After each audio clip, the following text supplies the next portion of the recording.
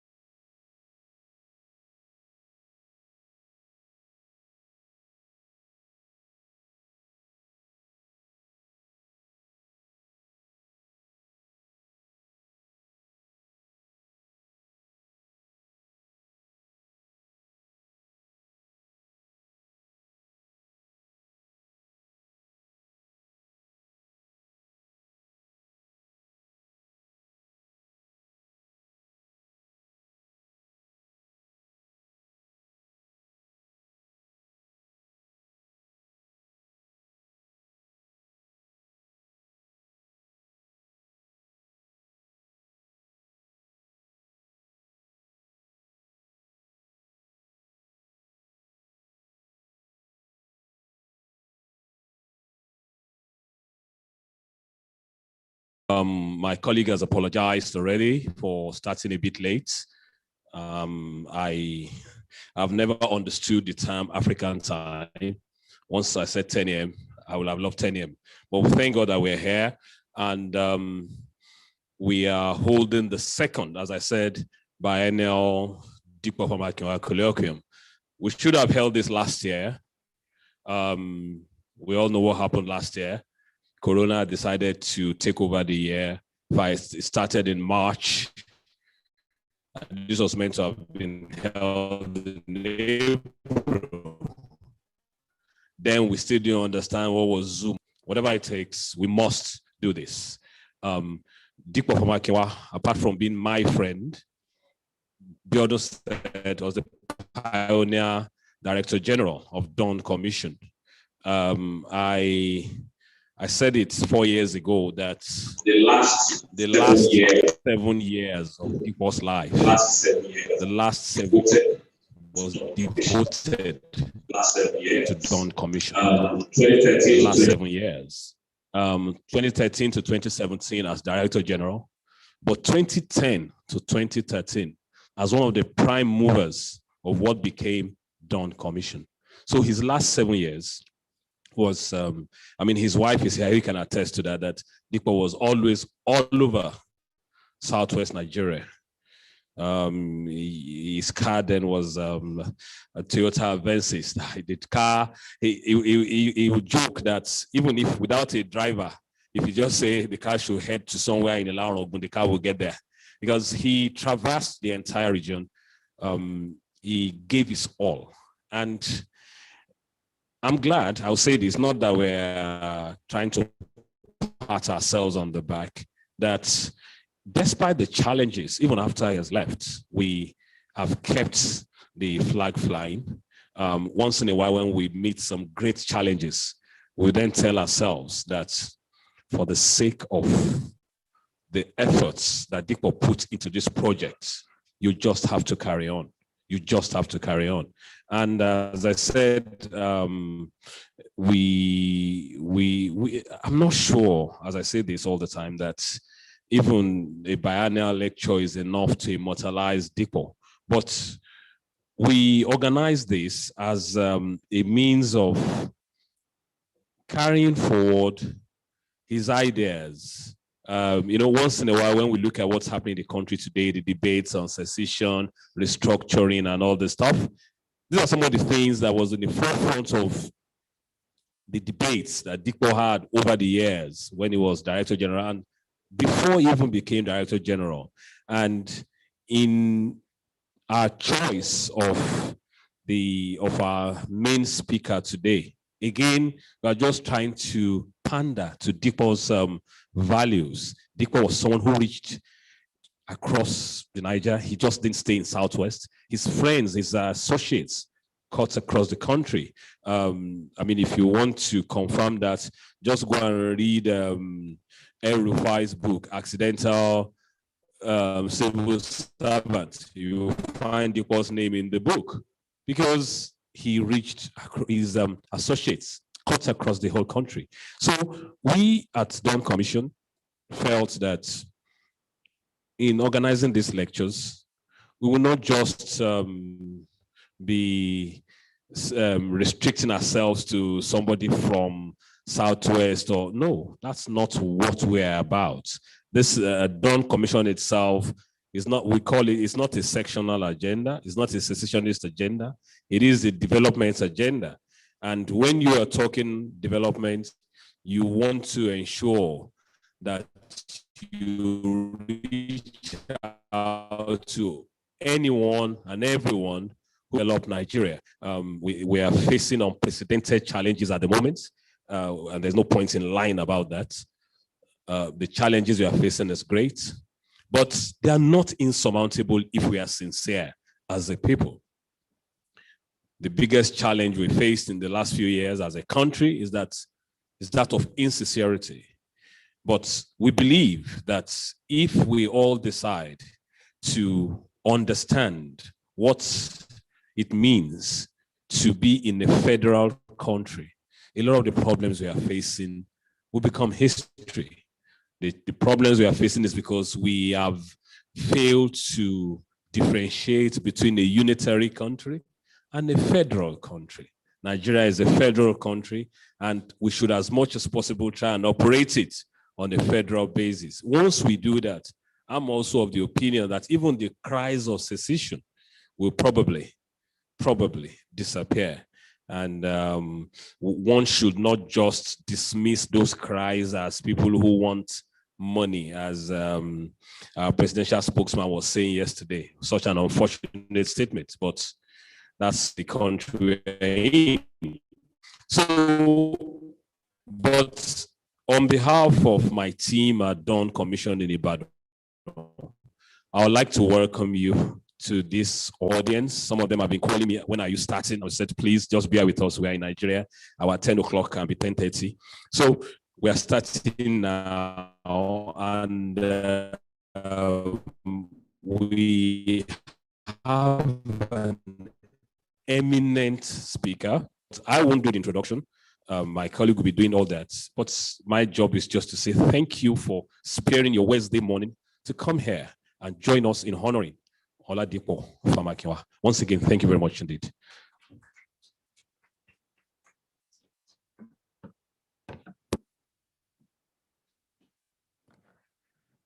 Thank you so much, sir.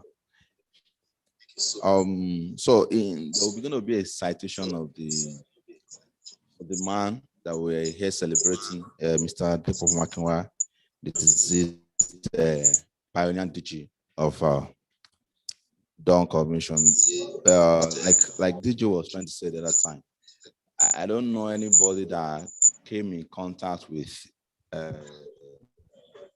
Mr. Famakinwa that would not want to be part of the developments, not only of the Southwest region, but Nigeria as a whole.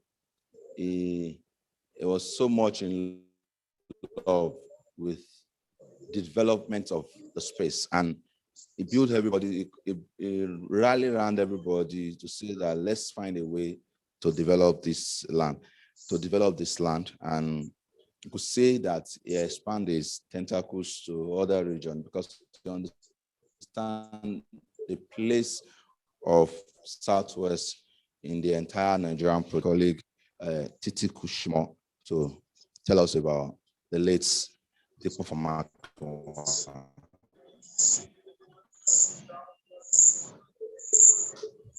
Thank you very much. Good morning, ladies and gentlemen. I'm going to be reading, I have the honor of reading the biography of late Mr. Dipo Famakinwa. 7th of July, 1967, at Ilesha, Osun State. He was the second child in a family of 5 boys. He had a secondary education at Prospect High School, Abala, before proceeding to Government College, Ibadan, for his A-level, where he distinguished himself as a brilliant student. So much so, he gained admission in the first year of the A-level class into the University of Ife, now Obafemi Awolowo University, where he studied international relations between 1984 and 1988. He got married to Ibironke Awobayekun on the 16th of April, 1994, and they are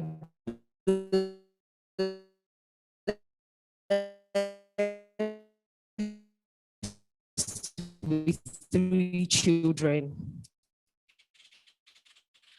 Oladipo began his working career as an intern at British American Insurance Company before he later joined Forum Finance as one of the foundation members of staff. Dipo was also worked at Landover Aviation Company, Nigeria, and was instrumental to the Southern Entrepreneur and Development Technocrat. He was coordinating and program management in area comprising Ekiti, Lagos, Ogun, Ondo, Osun, and Oyo states to promote and pursue the Southwest Regional Integration Agenda as encapsulated in the Development Agenda for Western Nigeria, Dawn Strategy Roadmap. Dipo had more than 24 years of extensive and high-profile professional experience serving various sectors within the Nigerian and multinational markets. He led successful missions in the provision of management services to clients in financial services, aviation, retail, oil and gas, among others, and also managed diverse talents and teams across functional areas. Mr. Famakinwa worked as business manager at Landover Aviation Company Limited and as group head, regional manager, Niger Delta at Vigio Oil and Gas Limited. In 2006, he resigned from paid employment to start his own company, Farm Edge Travels and Air Services Limited, as well as his consulting firm, Blue Hall Advisory Limited, a leading edge firm of consultants in management, capacity development, and strategy. Dipo directed the activities of the technical work group that put together the development agenda for Western Nigeria, Dawn strategy document, and on the back of that, led and coordinated the processes that culminated in the setting up of Dawn Commission. As the pioneer Director General, Dawn Commission, Mr. Famakinwa championed a program of actions dubbed Remaking the West. Remaking the West is a flagship of actions at the Commission. It defines all the programming, actions, and activities aimed at realizing the vision of development agenda. Remaking the West is a call to action. It is an invitation to everyone to participate in the building of a coalition of actors and actions and for mobilizing resources, endowments, talents, and capabilities across all sectors for the development of Western Nigeria. Mr. Dipo Famakinwa also conceptualized the One Block strategy. One Block is the organizational paradigm for charting the pathway for sustainable development of the western part of Nigeria, especially in realization of its strategic positioning and capacity to champion new development models capable of launching Nigeria into a new era of economic prosperity and social transformation. The framework also stresses the importance of organizing Western Nigeria for development through a regional optimization strategy that seeks to exploit the region's human resources and endowments to leverage the combined capacity of all the 6 states in the region, and then move on to fully explore the collaborative space, couple the vital coalition, as well as deploy required machinery for achieving progress on a sustainable basis. He was a member of the Oyo State Social and Economic Management Team, or SEMAT, and was on the Osun State Public Service Reform Committee and led the consulting team that developed the Ekiti State Service Compact and Citizens Charter. Oladipo was also involved in the KPMG Blue Hall team that conducted the strategy health check review on all the companies under Odua Investment Company Limited, a certified quality auditor. Dipo was an alumnus of the Lagos Business School, the Harvard Kennedy School of Government. Oladipo Olushola Famakinwa was called to glory on Friday, 21st of April, 2017. He left behind a loving wife, Mrs. Ibironke Famakinwa, and 3 lovely children, Abisola, Oluwatimileyin, and Oluwato Farati. May his gentle soul rest in perfect peace. Amen.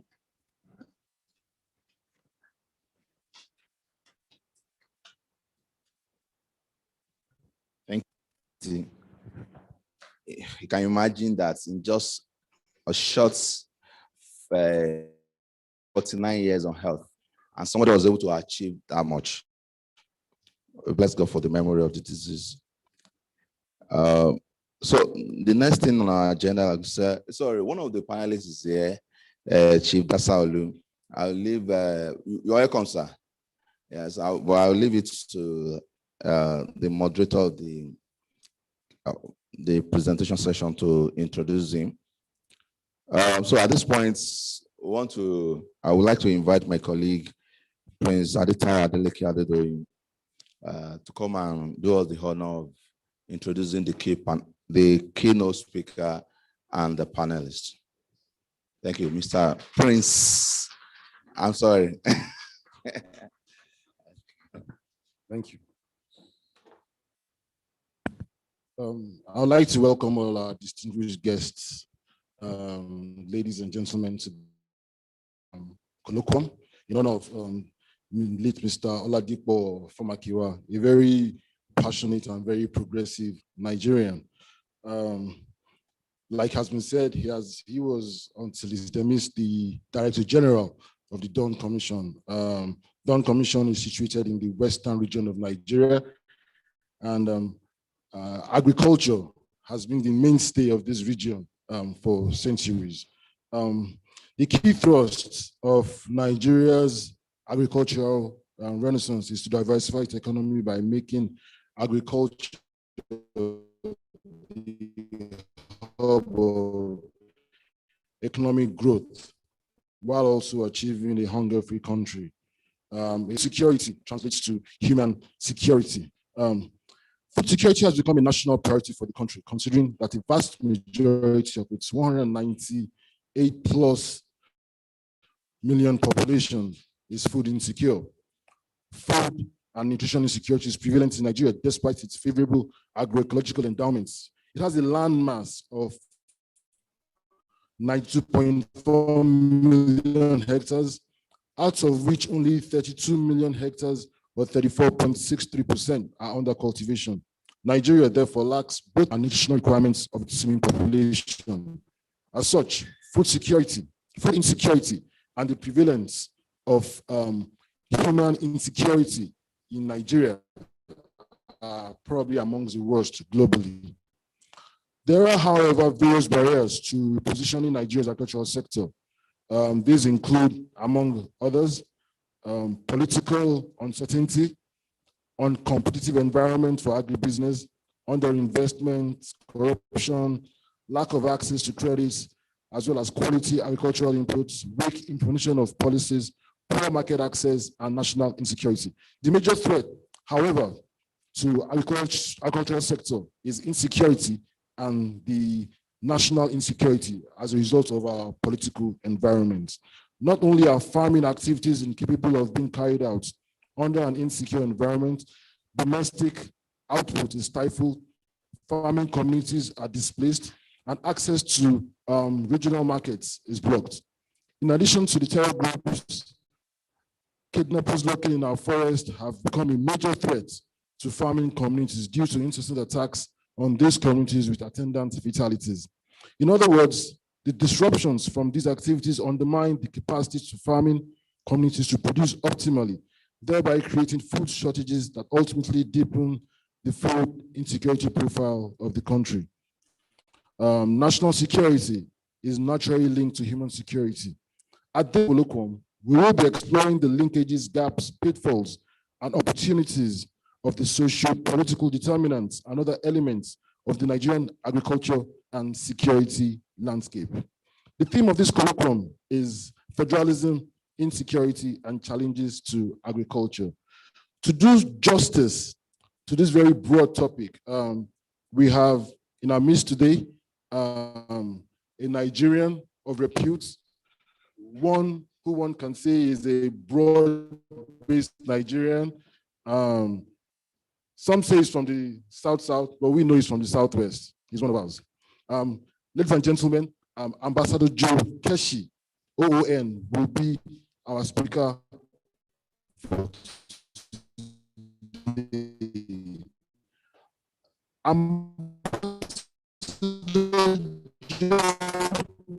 Keshi is currently a director and the vice chairman of the United Bank of Africa, one of Africa's New York, London, Paris.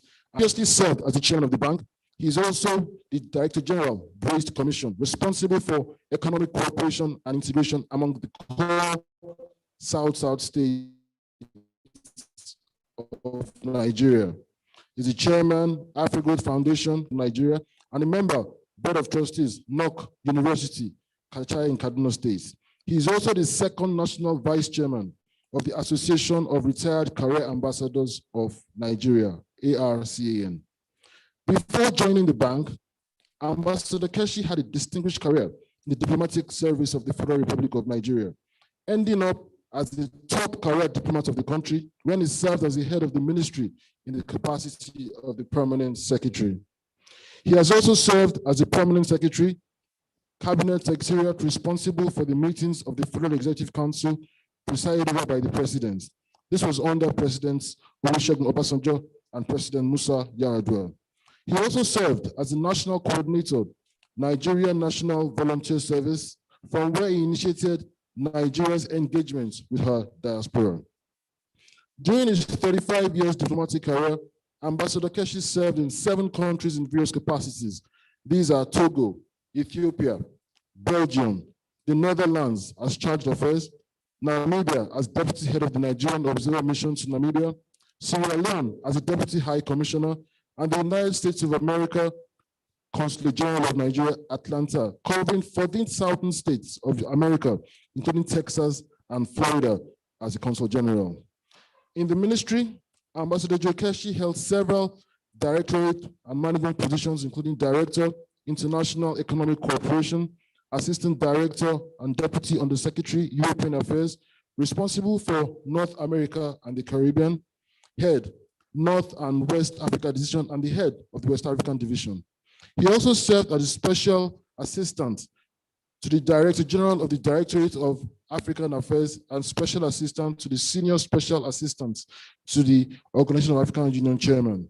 Earlier in his career, he had served in the Asian Department covering China, India, Korea, and Pakistan, and the United Nations Department covering activities in the United Nations Second Committee.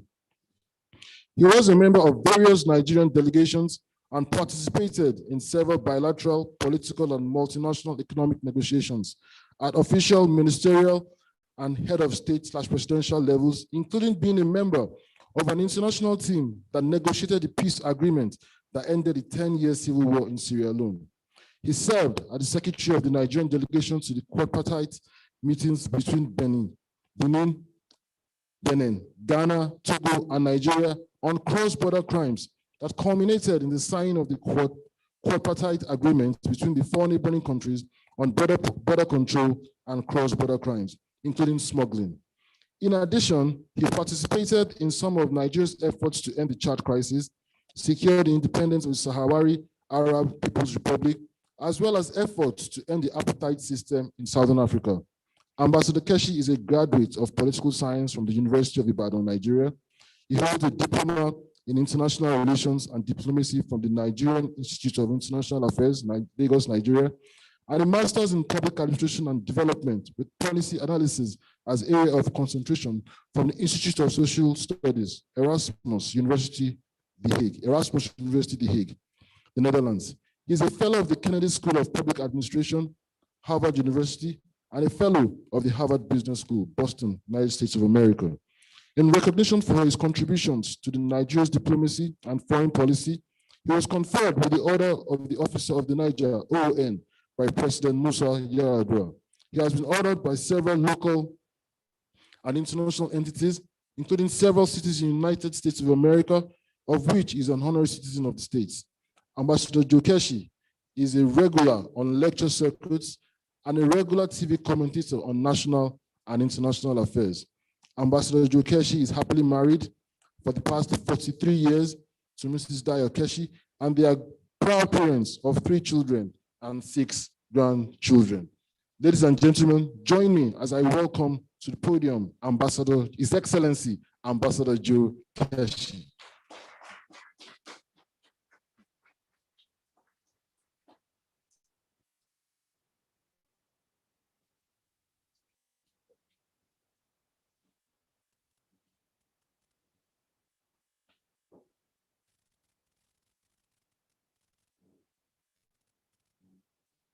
Thank you very much. Thank you for the introduction.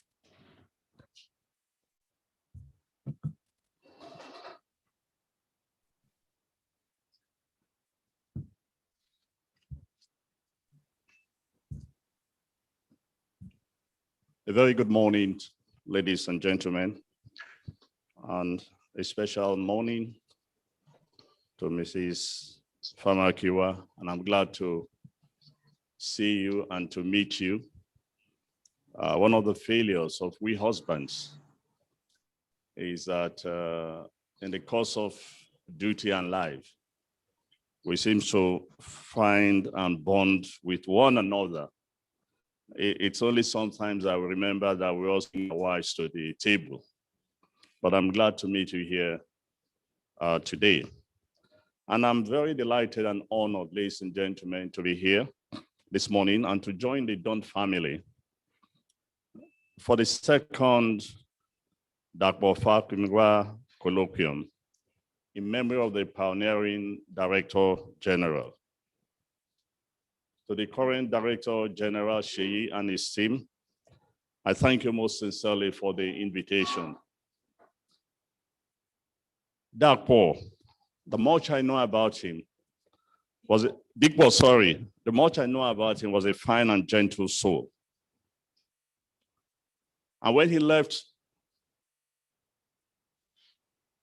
to join the Saints, I believe that the Southwest, and indeed Nigeria, lost an illustrious son, a patriot, and a strong advocate for regional cooperation and development. We became acquainted when he launched, when the Dawn document was launched at the Lagos City Hall. Then I was in the process of setting up the Brace Commission, a similar organ established to deliver this, to drive the South aspiration for regional cooperation and integration. Brace Commission, by the way, is the acronym for Bayelsa, Rivers, Akwa Ibom, Cross River, Edo, and Delta states,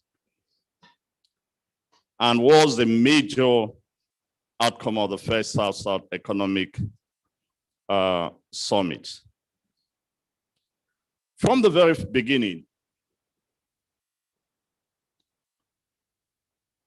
Dipo and I interacted, strategized on how best to build and position both Dawn and Brace as credible institutions to assist the two regions in their development process.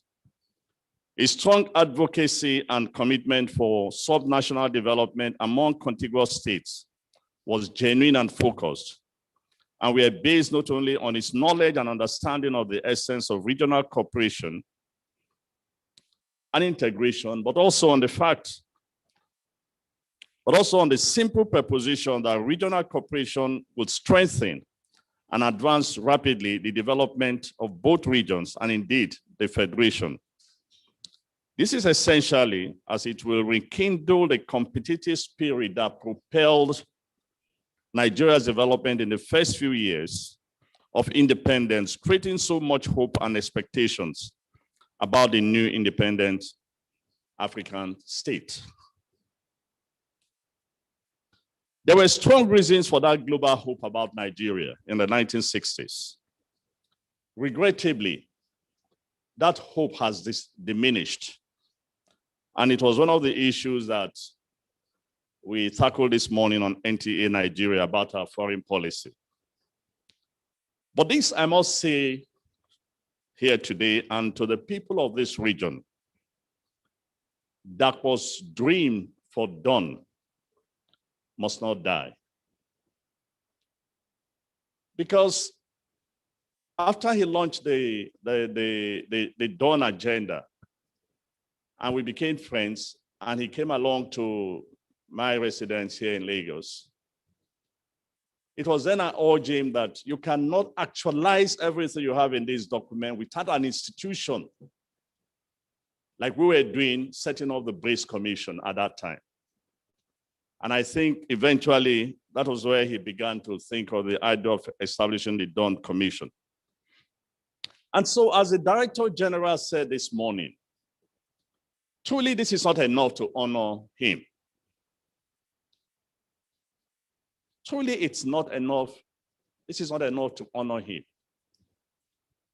And when you look around the hall, and possibly the few people on Zoom, you begin to wonder if this is how we honor somebody who has given so much of his time and life to this region. And sometimes this is why people are reluctant for public service, because they think it's a thankless job. But it's not. It sometimes gives you fulfillment that you've contributed to something. And here we are, little as the people in the hall might be, at least we are remembering him today. There are so many people that have passed this world and nobody remembers them. So I urge all of the people of this region that a lot more needs to be done for Dipo. I mean, for Dipo, I don't know why I keep going to, Dipo. And I simply believe that the best way he can be honored and his memory remembered all the time is to make sure that Don survives. Is to make sure that the principles and the objectives of Don is realized. And I believe today that this is a task before Sheyi and his very able team. However, let me also say that Sheyi and his team cannot succeed. They cannot be successful without the leadership, commitment, support, and encouragement of current and future political leaders of the Southwest. I've always argued everywhere that it certainly does not make sense to me for leaders to set up organizations such as Dawn or the Breast with the lofty ideas and ambition. And when it comes to supporting, when it comes especially to funding that organization, they develop cold feet. It doesn't really make sense. It doesn't really make sense. And so for the Dawn to survive, all hands must be on deck to ensure the success. And indeed also, let me plead my cause, the Breast Commission. I plead very passionately to the governors of the Southwest, and I thought some of them should have been here today, the various houses of assembly to nurture, support, encourage, promote, engage, especially in policy discussions with Dawn. And more importantly, I repeat, provide the fund for Dawn to exist as a veritable developmental institution for the Southwest. But for Dawn to be also successful, the people you are working with, the people you are interacting with, the governors, the bureaucrats, the political leaders in the Southwest, and indeed, our leaders all over this country, they must understand and appreciate and have even basic knowledge of the essence and the potential benefits of sub-national economic cooperation and open themselves to begin to engage and work with Dawn. Let me just say from the onset that the essence of sub-national economic cooperation includes pooling of resources to create a regional economy with a large market and is strong enough to attract investment, create employment and wealth for the people, leveraging on areas of strength and through economies of scales to impact positively on the region. Regional production of goods and services, as you have in the Southwest. Coordination of policies, harmonization of regulations, and mutual recognition of standards. This was what this day of 9th, 2001 said about Dawn Commission. And I quote, It is designed as the institutional and program management body to midwife the region's integration agenda for coordinating the delivery process of its composite development aspirations. The agenda focuses on mobilizing the collective strength, assets, and capabilities lying within the states of the Southwest Nigeria towards achieving sustainable socio-economic growth and development that will result in high standard of living and improved well-being of the region. If you think about what this region was in the 60s and the 70s, that last part towards achieving sustainable economic development, growth and development that will result in the high standard of living and improved well-being of the people of the region. This is a region that I grew up in. I grew up in Lagos and Ibadan. I schooled in Ibadan. And I can tell you that before the military incursion, and even a little bit after that, there was a lot of development. Factories were being built, industries were being built by Western Nigeria at that time, a lot of which today is not happening. So like this day, I say, it is not only the promise of dawn. Dawn is not just for the people who work and receive salary in dawn, or actually in the Breeze Commission, but the promise of the two regions. So therefore, all the governors, and I hope some people will pass this on to them, that it is very important, very, very important, that they really come to the aid of dawn and help dawn to survive. And if they do that, certainly, most certainly, they would have honored the memory of the pioneering Director General of dawn. So, to my friend Sheyi and his very able team, I wish you all the best, and I say good luck to all of you. Ladies and gentlemen, I've been asked this morning to speak on federalism, insecurity, and the challenge of agriculture with special reference to the Southwest. I have no doubt that the choice of this topic for engagement this morning has to do more with the increasing agitations in the country for true federalism, physical federalism, or what is now referred to as restructuring, the prevalent insecurity in the country, and the recent misguided ban on food transportation to the Southwest from the northern states. However, let me just make this point.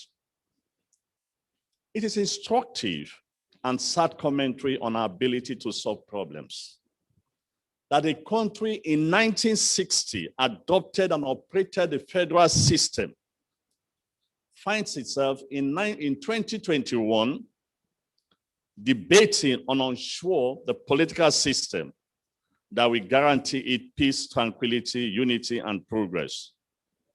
The quagmire is everywhere you go in this country. And I cannot think of even one problem that we have actually been able to solve in this country. And I can give you a lot of examples. Even in our development, even in this Lagos, just some areas, just transport, managing the roads alone. They didn't start today, they've been there for years.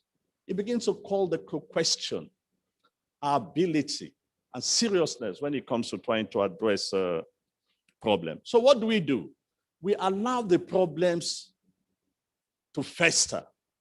We allow the problems to grow out of proportion. And at the end, they become intractable and even more difficult to solve. In the end, new actors, crazy actors, I must say, find an opportunity to go in and compound the problems, raising tensions all over the place. And that's because the problems that we could have addressed early, we fail to address them. We simply just allow them to fester. Now, the issue of federalism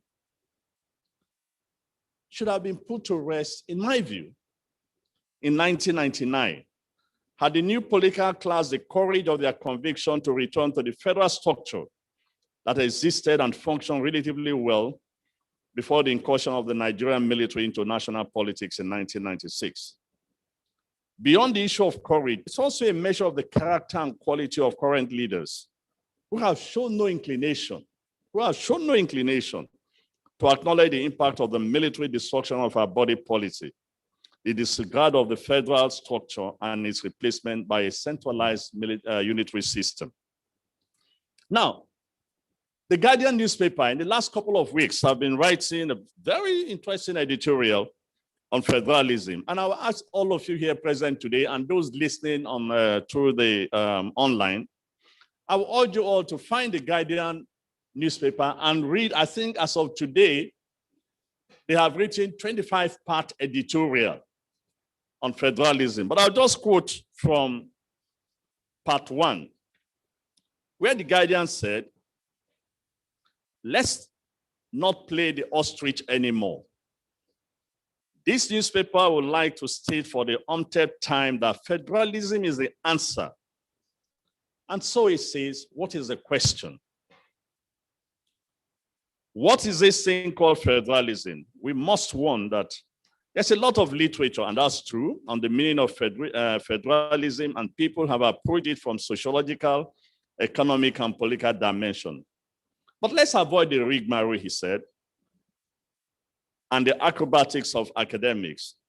Federalism is an agreement by peoples of different backgrounds. It could be race, language, or religion to live together, breed on certain principles, such as how to manage the wealth of the country, how to defend the country from a common enemy, and the type of rights that people should play. I believe if you go, if you go and read the Guardian newspaper, the editorial, they are in 25 parts, and they address every facet of federalism. But let me just say very quickly that, sorry, my,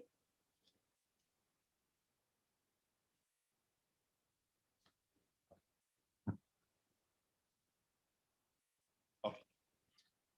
Let me just say very quickly that Wikipedia defines federation as a political entity characterized by a union of partially self-governing provinces, states, or regions under a central government. Alternatively, a federation is a form of government in which sovereign power is formally divided between a central authority and a number of constituent regions, so that each region retains some degree of control over its internal affairs. This is to allow for a degree of political independence in an overarching structure. Federations are often multi-ethnic and cover large areas of territory, and among the well-known federations are Russia, India, Brazil, Canada, and the oldest, the United States of America, which became a federation in 1789. In a federation, certain powers are reserved to the states that may not be executed by the central government, just like the states have no power for international diplomacy or national security, which are the exclusive reserves of the central government. For the first 6 years of independence, Nigeria operated a federation with 3 regions and later 4. The military incursion into politics, the war, civil war, and the unreasonable creation of states by the military and its cohorts changed the dynamics of our federation, leaving us with the challenges and agony we face today. The federal government over time began to expand its control and responsibilities to the detriment of the states. For example, it's been pointed out that within the period of military rule, the exclusive list in the First Republic Constitution consisted of some 45 items. However, under the military, it grew from 45 to 86 items. In addition, the concurrent list, which consisted of 29 items, shrunk in the 1993 Constitution to only 11. The question then is, what happened to those responsibilities? It means that the federal government has taken over a huge chunk of the responsibilities of states. At this junction, ladies and gentlemen, I want to make a few points. First, until our leaders summon the courage and show leadership by entrenching federalism in the real sense of it, peace, real peace, stability, national cohesion, and progress will continue to elude this country. This is even more so as the frustrations of operating a lopsided federal structure is being exacerbated by the nepotic and unapologetic discriminatory tendencies of the APC-led federal government. What makes the conversation even more interesting, and contrary to the self-serving apologies of the regime, and I think the DJ this morning mentioned what the spokesperson for the federal government said, what makes it even sad actually is that the APC regime campaigned and promised through federalism. In addition, a committee of the APC under the chairmanship of Governor Nasir El-Rufai of Kaduna State actually worked on this and recommended the devolution of powers to the states. It made under recommendations, including a measure of states, adoption of the derivation principle, physical federalism, and revenue allocation. I should also say to you all here, for those who do not remember or have forgotten, that even before the promise of the devolution of powers, that similar recommendations have been made, first by the Abdurrahman Okene Committee on the Devolution of Powers, established under the Abacha regime. Abacha too had a constitutional conference, and at that conference, what came out of that conference was the same thing: devolution of powers to the states. Go back to 2014. The Jonathan Conference made complete recommendation for devolution of power to the states. So where are we today? And the APC, as I said, campaigned on the devolution of powers. And 6 years later, we are still arguing about, and which goes back to what I said, our inability to solve problems. The second point I want to make, as the Guardian Part 1 editorial concluded, the current system is obviously unsuitable and a deviation from the federal spirit.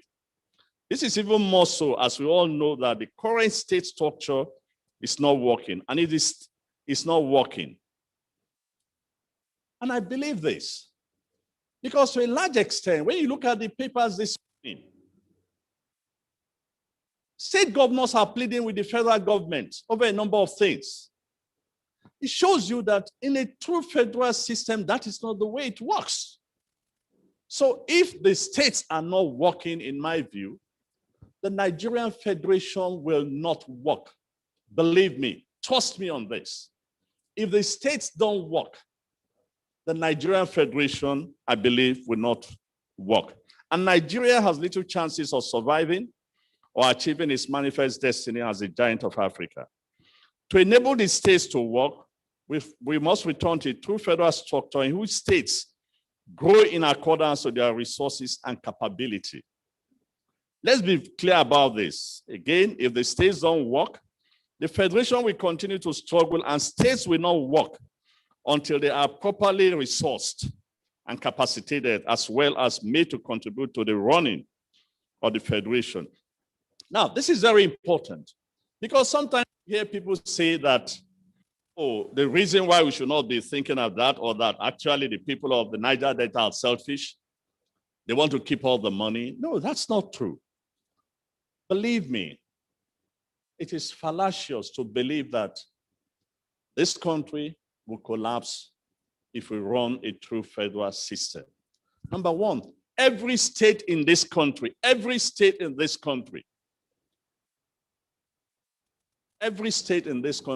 has the capacity and the ability to produce something for its own survival and to contribute to the maintenance of the federal government.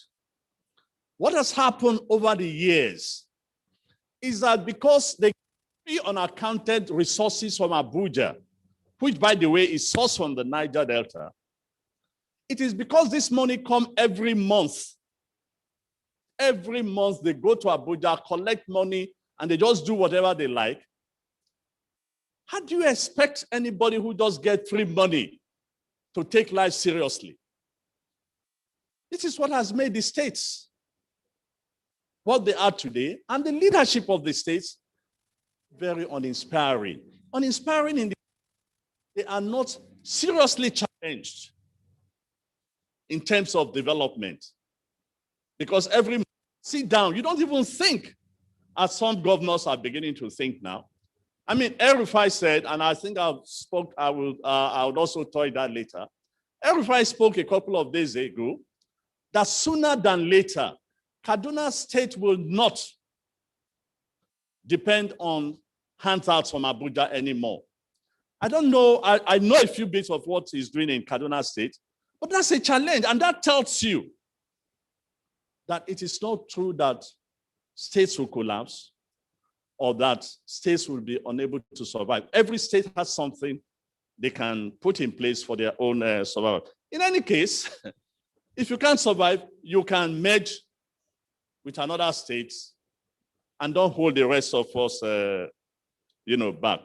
Fourth point that we need to do and understand federalism is that those who are advocating federalism are not evil-minded characters, for goodness sake. They are not uncivilized agitators for nothing. For one reason, we in this country, our constitution is almost with just because it's larger. But the whole structure of our constitution from the United States. The United States operates a federal constitution. Therefore, if we borrow from the United States, what's the problem in operating a federal system in Nigeria? For example, in the United States, policing is not a federal issue. So you don't have the United States Nigerian police. You don't.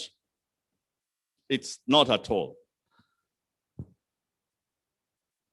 Policing is the exclusive responsibility of the states and local governments. In the United States, there are 17,000 units, decentralized, fragmented, state and local government law enforcement agencies. In the United States, there's no national grid. And the federal government does not own any power plant. I'm sure recently some of you would have followed what happened in Texas. There was a complete shutdown. The electricity company power collapsed. And for about 2 weeks, they had no light. They had no light. Texas, by the way, is one of the largest states in the United States. They had no light. People were going, thank God, it was during the winter. People were going outside, collecting snow and going inside and boiling it to get water, just to tell you how bad it was. But guess what? Nobody in Texas called President Biden. Nobody in Texas called President Biden. The rest of America did not go into darkness.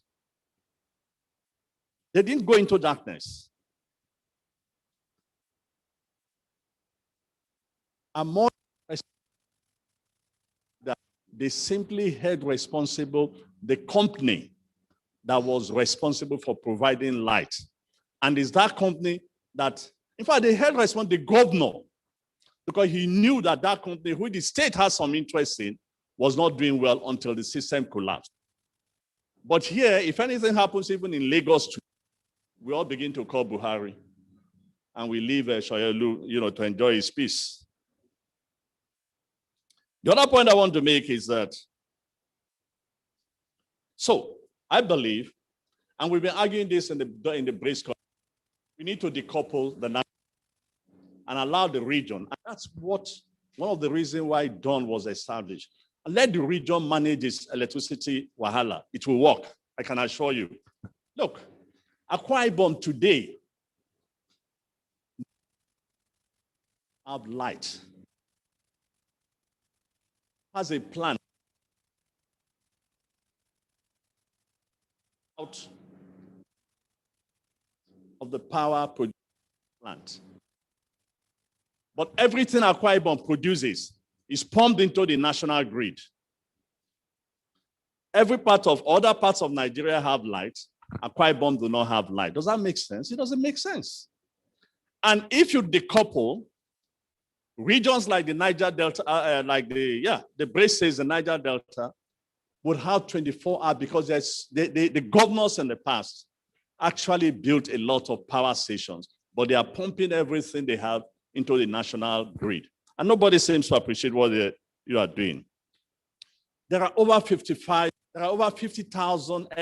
private use airports in the United States. And about 5,000 public use airports in the United States. And about 14,000 private airfields in America, some owned by the military. But the federal government do not own airports. Some of the big airports you hear about in Atlanta, like the airport in Chicago, or the beautiful airport in Atlanta, or the one, LaGuardia and JFK, not managed by the federal government. They are managed by the states and the local government. Question yourself. This is a country where the federal government is managing all the airports. Only 4 are sustainable, are even yielding little profit. The rest. So, and then state governors are today building a lot of airports. Some, in my view, not necessary, just a waste of money. You should ask the question, why is the federal government insisting on managing all the airports in the country when all of them are not sustainable? They even sell them or give them up to private sector to manage. And you'll be amazed how this will change a lot of things. Similarly, the same issue you can talk about the seaports. There's no seaports in America that is owned by the federal government, by the American government. There's none. I can tell you that. But here, the federal government and all of us want to kill Apapa and Thinkan Island. But there are seaports in other parts of the country that can be developed to take off the pressure of Lagos. And for some reason you can't explain, nobody is thinking of seriously developing these ports. So what am I saying? Get the federal government to take over some of these responsibilities to the states, to the local government, and you begin to see that the federal government will function efficiently. But why is this not happening? In my view, it is not happening because in the conversation are not engaged in the conversation. I think they are waiting for somebody else to win the war for them.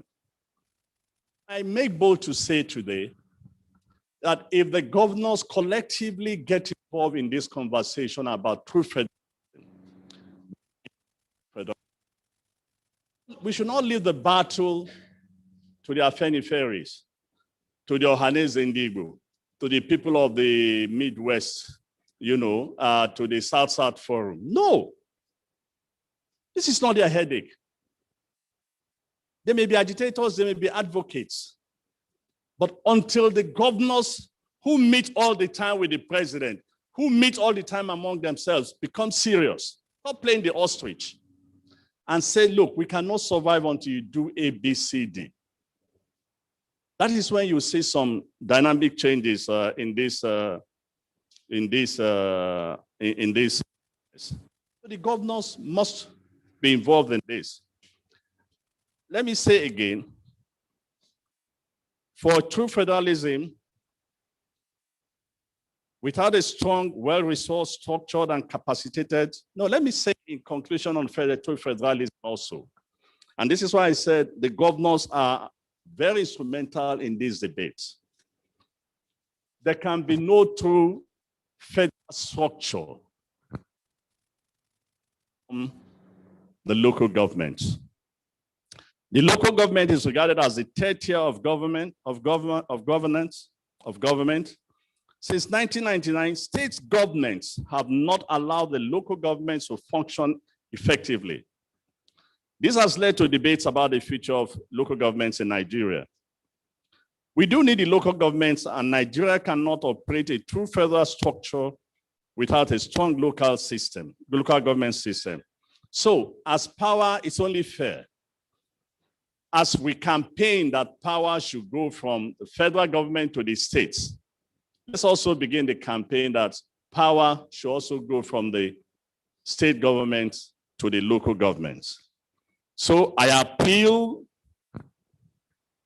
to state governors. They must take their knees off the neck of local governments and allow the local governments to breathe.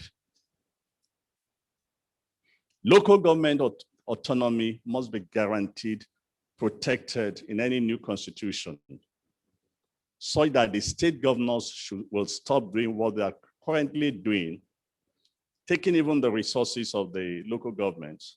And so, as a result, you find that local governments are not doing much. And when we talk of instability, it's also part of the problem, because the states can't reach everywhere. And that's why you need local governments to do the bit they can do themselves. So let me talk also today on insecurity, which is the bane of Nigeria. That insecurity is the bane of Nigeria is an understatement. You only need to survey the newspapers today. You'll feel frightened. When you, actually, in the last 2 or 3 weeks, look at the head. You think that the devil has opened his blood bank. Because every day you just look at the pages of the newspaper, you begin to get worried about this country. But here is the deal for me as a person. All of this should not, let's stop pretending that this is strange. Because I hear people say, this is strange, what's going on? I take it that it is not strange. Everything happening today was not just foretold. The warning signs were everywhere. And as I said at the beginning, solve problems, we paid no attention. Now, here's my take. The United States Intelligence Agency, CIA, warned that Nigeria could break up by 2015. I'm sure some of you remember that warning. We paid no attention to that. Damn it, when people were debating it. When in 1999, and this is very interesting, some northern governors for political expediency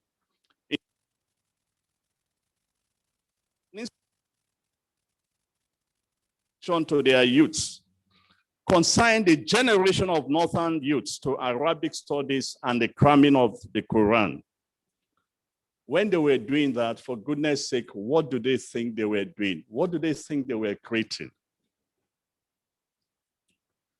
When the country failed to properly develop its huge human resources, promote quality education, create access and opportunities for the education of all Nigerians, build skills and the necessary capacity for the 21st century, ignore the growing number of out-of-school children, promote merit and integrity. When we fail to do all these things, for goodness sake, what do we think we were doing? What do we think we were creating? Went from the 1970s, 1980s. The Nigerian Economic Summit, for example, most of all, to campaign for the diversification to create jobs and prosperity for the citizens, to build the middle class. We opted to take our time.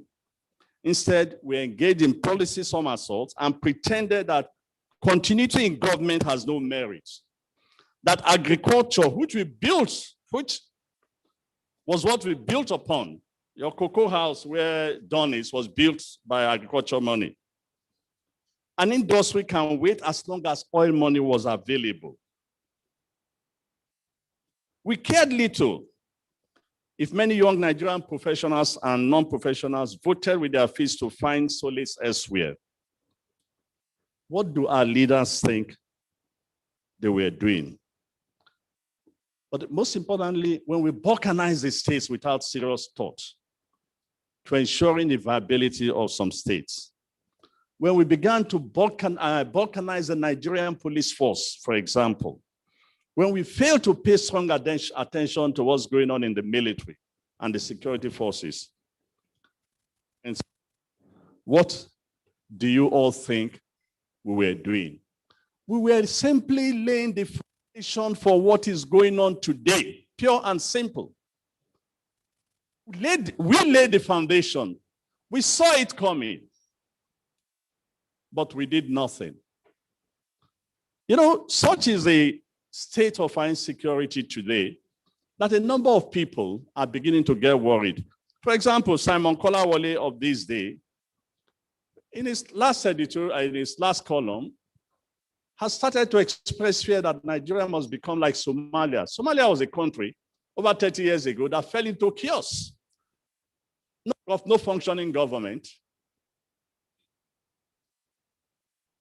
Somalia is run today by various clan leaders and warlords, period. And just look at what's going on. He might be right, but at this time, there are those who argue today that Nigeria has become, because I have lived in two failed states, I can talk a fail. But guess what? That is not to say that we will not, or we can't get there. Because the primary responsibility of government from day one when government was established, pure and simple security and the protection of lives and property. And therefore I say, a government that cannot protect the lives of its citizens, government that cannot guarantee that all of us here today, for example, can confidently return home.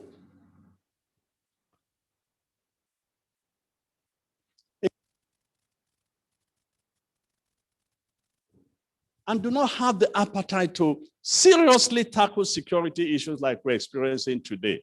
I do not think that government deserves a vote of confidence. It has nothing to do with whichever government is in power. It's just the truth. That's first business of government. And here you watch bandits, you watch Boko Haram completely destroy the Northeast, bandits in the Southwest, in the farmers, herdsmen doing their stuff. Pass for ransom, for the possession of arms. We have a government.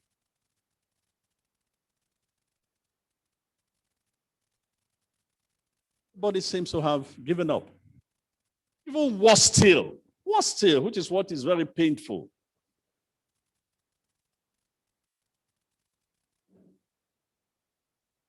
We do not make anybody in this country feel anymore that there are consequences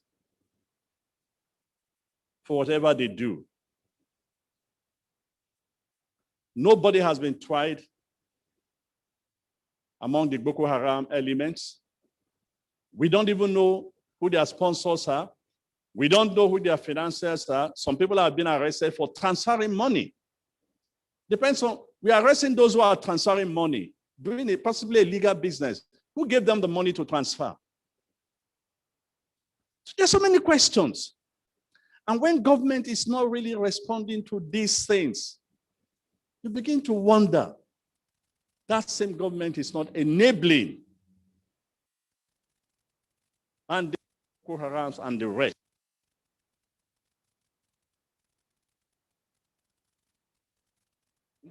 Ladies and gentlemen, has to do with what I say all the time. It's my favorite, very, very my favorite.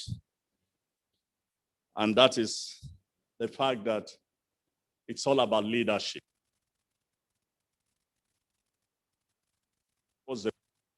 Whether you believe it or not, whether you like to believe it or not, it's leadership failure that is responsible in this country today.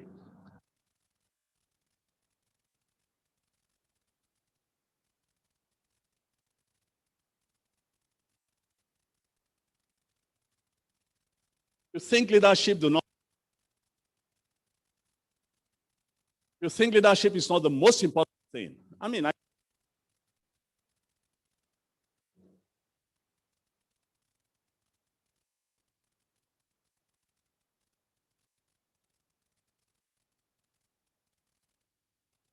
the leaders,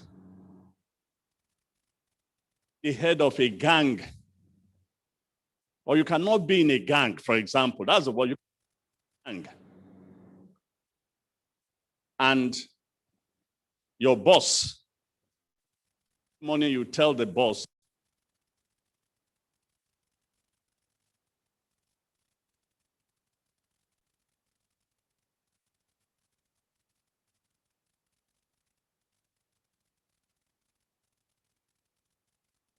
this is our profession, this is what we're going to do. That's what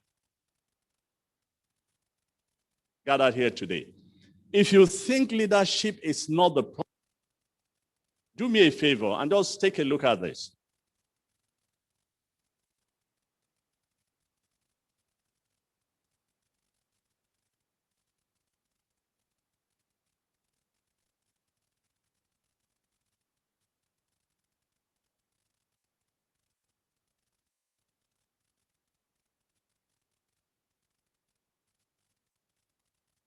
South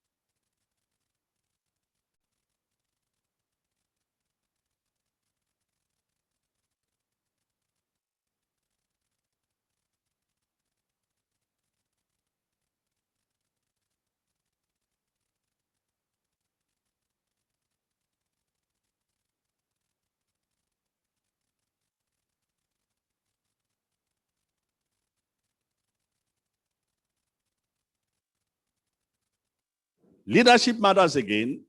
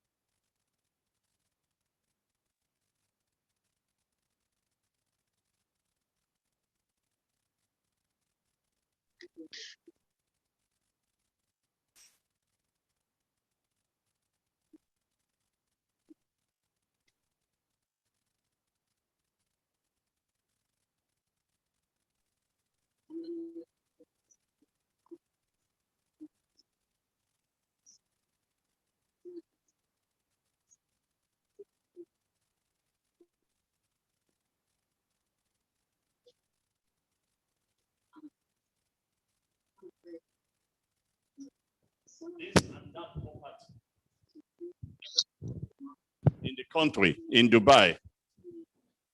But you know, the tragedy of that mindset is that our leaders rejoice at what they have seen, but they do not apply their own minds to the critical question: how did this happen? They do not look at the critical minds that made Dubai to become what it is today. And by the way, UAR, which was not in existence when Nigeria became independent, has a spacecraft orbiting in Mars, and very soon they will become a major world power. So, clearly related to the leadership question is the absence of national consensus. All of us in this country don't seem to agree on how to deal with some of these issues, particularly the government. For most Nigerians, it is very clear. There must be consequences for action. But that's not the way the government is looking at it. And as a result, sometimes we ourselves are no longer compassionate or empathize with those in serious crisis. When at the height of the Boko Haram thing, for those of us in the South, we had no clue what was happening, and so we cared little or nothing. And now look at everything has been, I mean, the whole country is engulfed in insecurity, simply because we lacked not just the leadership, but even the capacity to make criminals to understand that there are consequences for their action. Instead, we seem to protect them. As I said, I felt disturbed when only just before he left for the United Kingdom, the president said the security forces should find the sponsors. After how many years? Yes, after how many years? Boko Haram, for example, has been with us for how many years? Over 10, 15 years. And in 2021, we are now deciding we want to find the sponsors. The president probably don't realize this. It was a vote of no confidence on his own security chiefs, that you, the president, have to tell them to do their work. And this is a part of the problem. When you begin now to see that, then those who've been arrested, what has happened to them over the years? Some, by the way, the same government has admitted into the army. And so one day, a Boko Haram terrorist could actually one day end up as the chief of army staff. And somebody here could probably tell me, no, it's not possible. But a minister, today, one of the ministers we have in the country, it has apparently shown himself to be as bad as the Boko Haram elements. Now we are divided whether he should remain in cabinet or should go. His supporters say he should remain, that he has apologized. For goodness sake, that is why things go bad. He should not stay. Nobody should tell the president to sack him. The president has to. And he himself has an obligation to do us all a favor by resigning his post, but he won't, and we all know that he believes that he will be supported. Secondly, the weakness of our security forces. And I'll quickly just say to you all what I've been saying for many years about the Nigerian military, and I'll move on. I worked with the military in Sierra Leone for about 6 years. When they came to Sierra Leone, young military officers of lieutenants, captains, every day complained about everything. They complained about their kitchens, they complained about their welfare, they complained of lack of arms and ammunition, they complained about transportation. To some extent in the mission, the Nigerian mission was giving them money to buy tires for their car, for their vehicles. You can imagine sending somebody to the war front without all the necessary equipment, and the person is not fighting your country. Guess what? Almost all those lieutenants and captains of the Nigerian army who were with me in Sierra Leone in the 90s are today major generals and leaders of the military. Do your second guessing. That same military that they complained of when they were lieutenants over 25 years ago, the same military is complaining of virtually the same thing. Virtually the same thing. The same military 25 years ago complained of everything I have told you. That same military that the young men were captains, today those young men are heading the army or the military. Nothing has changed. Does it not go back to what I said, our ability to solve problems, but to allow them to fester?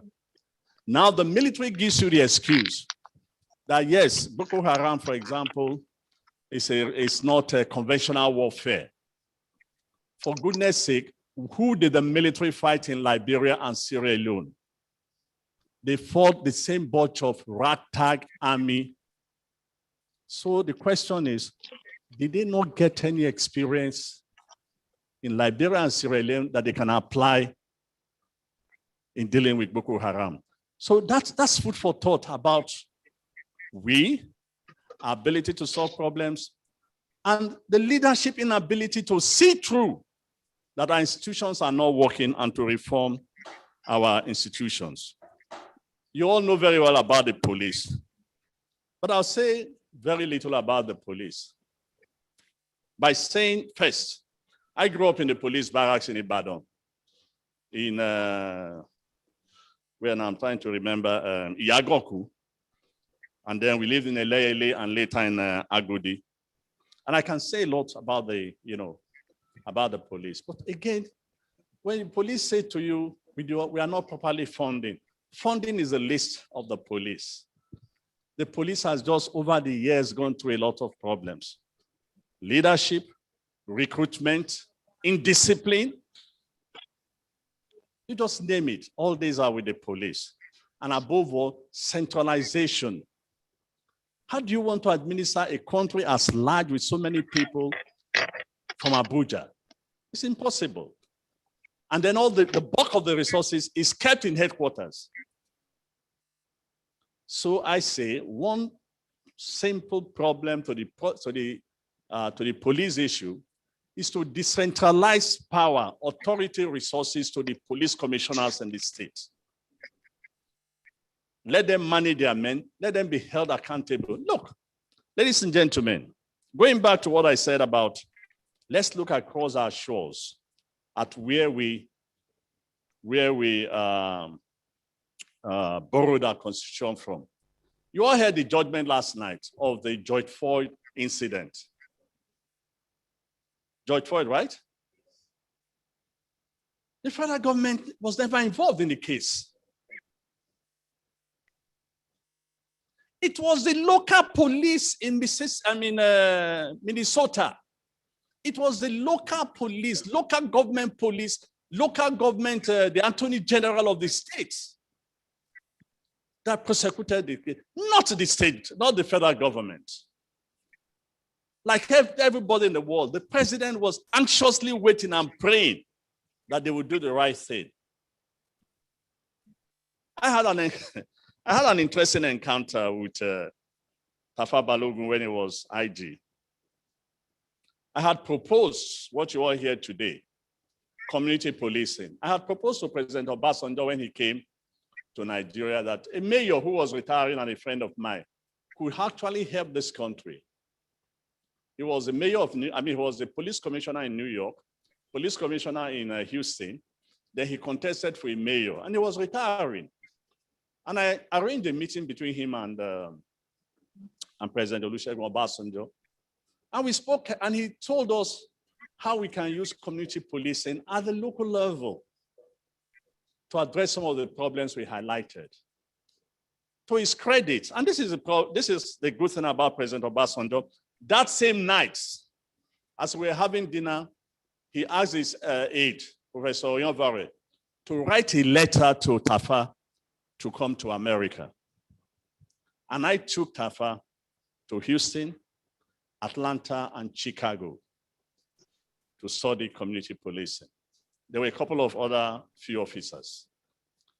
In the midst of it, somebody was, I think it was something Marshall, a PDP chieftain was killed in Asaba. Huh? Harry Marshall was killed in Asaba. I couldn't contain Tafa. Per second. My brother, the president is calling me. I need to go back to Nigeria. I said, the president sent you here to learn something. He said, no. You see, he has called me again, and let me answer the phone. And I said, sir, calm down. Okay, I don't understand how you run your police. You are the IG, you are not the investigating officer. You have a commissioner in Asaba. You have detectives in Asaba. You have 4 or 5 deputy inspector general of police sitting in Abuja. Okay, what are they doing? If you die, what will happen? He said, you see, that's the problem. The president is the one calling me. I say, yes, the president has the right to call you, but call your people and tell them to deal with the matter. Tafa wouldn't stop. Another evening, when I said, Oga, this is your agitation. If I follow your pattern, when you get to Nigeria now, you will appoint Onovo as the chairman of the investigating committee, end of story. So why don't you pick up the phone and call Onovo and appoint him from here? By the time we got to Chicago, one of the AIG with him came to me in my room and said, okay, I beg you, the rest of us will stay and learn what we want to learn. Please, leave Oga to go. We are tired. So I said, okay. So we booked a flight and Tafa came back home. The second day Tafa came back home, he appointed Onovo. And that's the end of story. I don't think anybody has said what happened to. That gives you an impression of what's going on about the leadership. And look, it's all about the leadership failure in every institution, anywhere you turn to. It's the issue of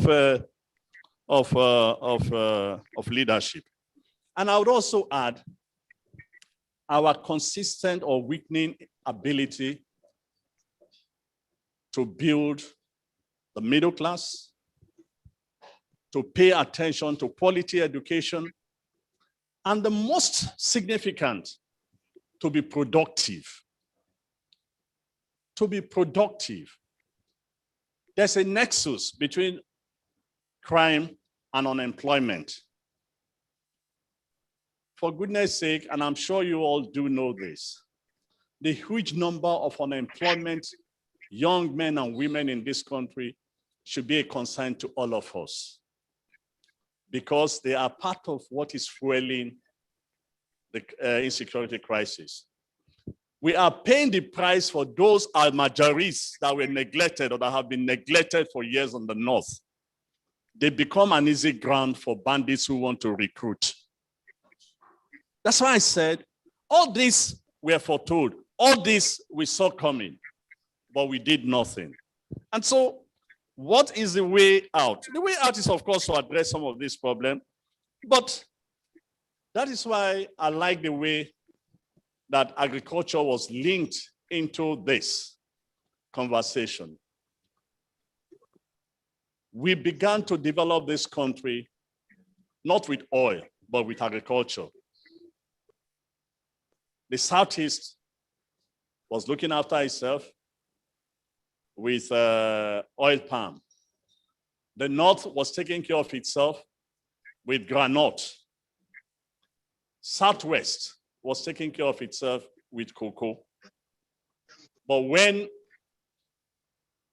oil was discovered, when the states were broken up, everybody just decided that there was no reason to bother about agriculture. And it also has to do with leadership. Again, I come back to this leadership all the time because I pointed out to people in an address I gave in the University of Ibadan one time.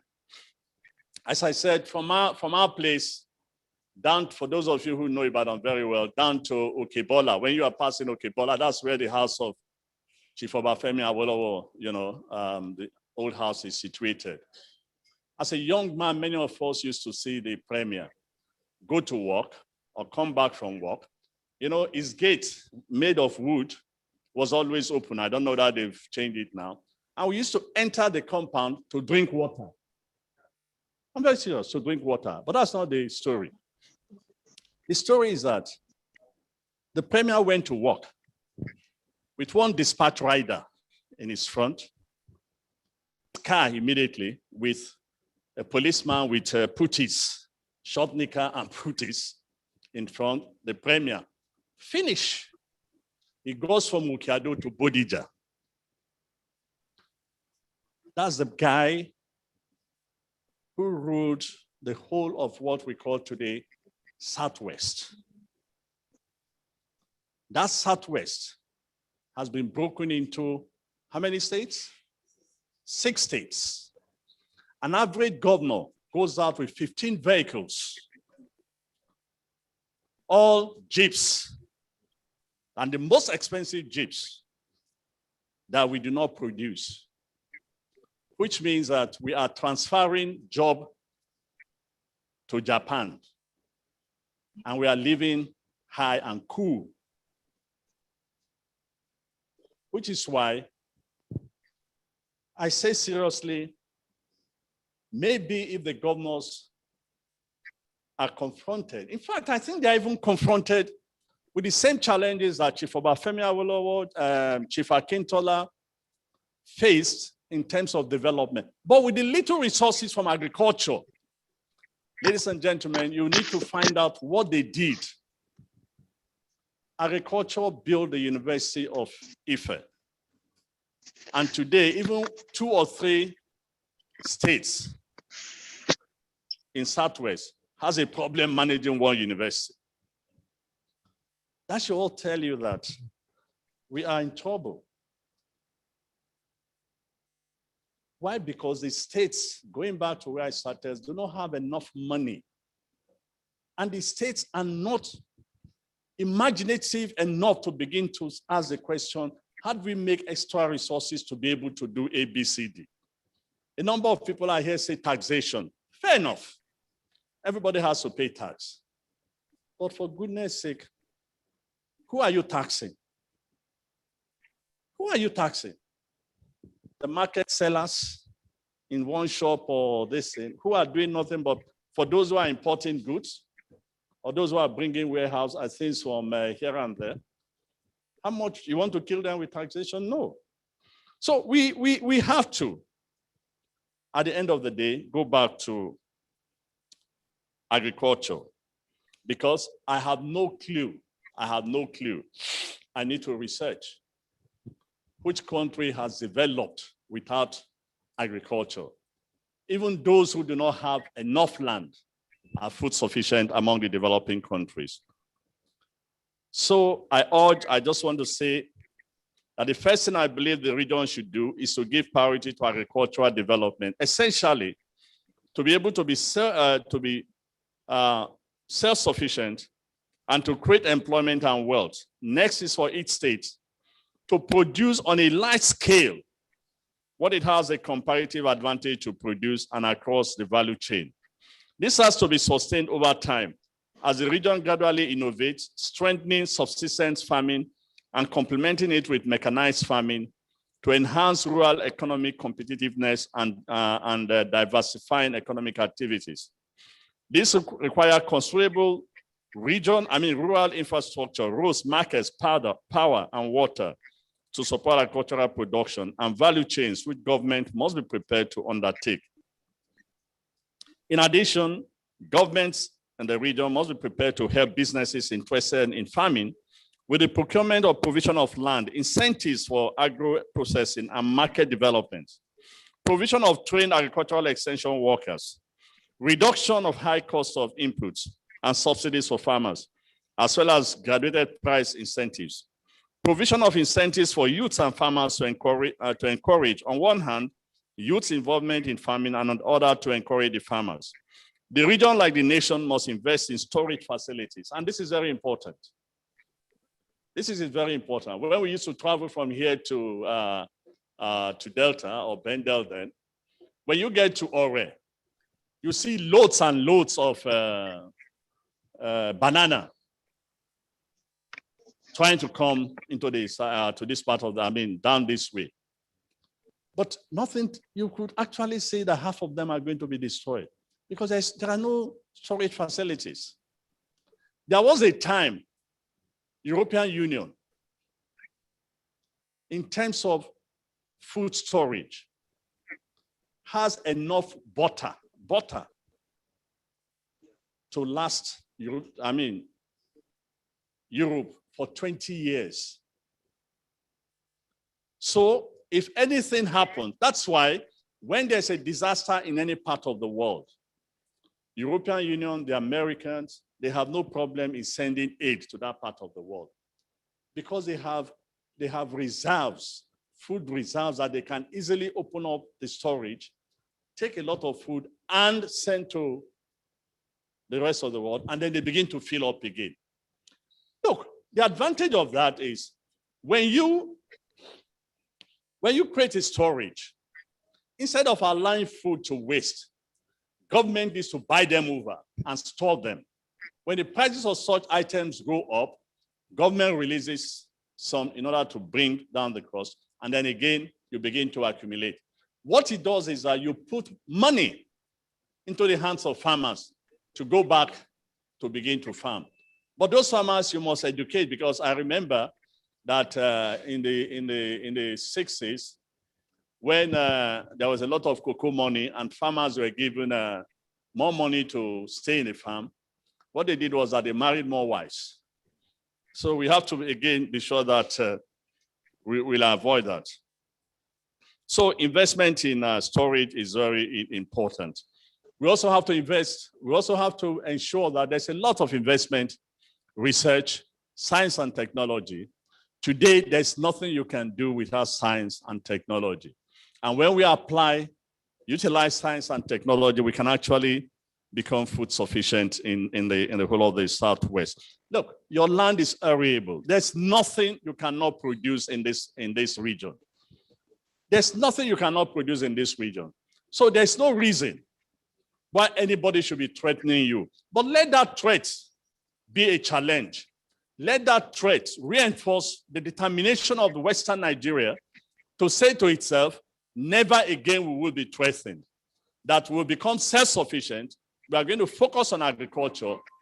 And when you do focus on agriculture and there's enough food for your people to eat, the other parts of development of the region becomes even more easier.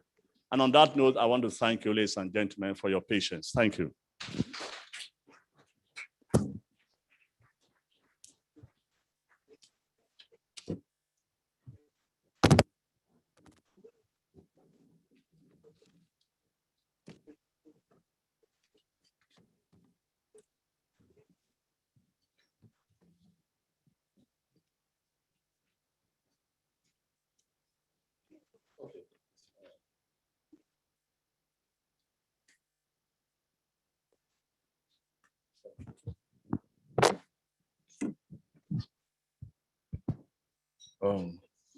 Thank you very much, Your Excellency, the Ambassador, Ambassador Joe Keshi, for doing justice to the topic and the presentation.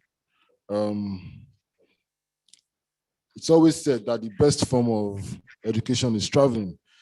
The Ambassador is a widely traveled man, and I'm sure you could tell from the numerous comparisons that he gave in his paper, that he has probably, he's seen it all.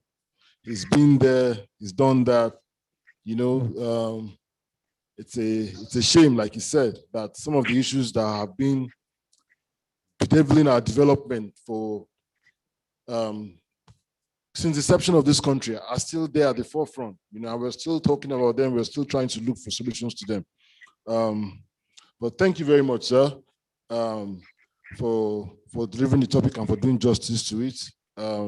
Like you said at the beginning, the topic was probably informed by the calls for restructuring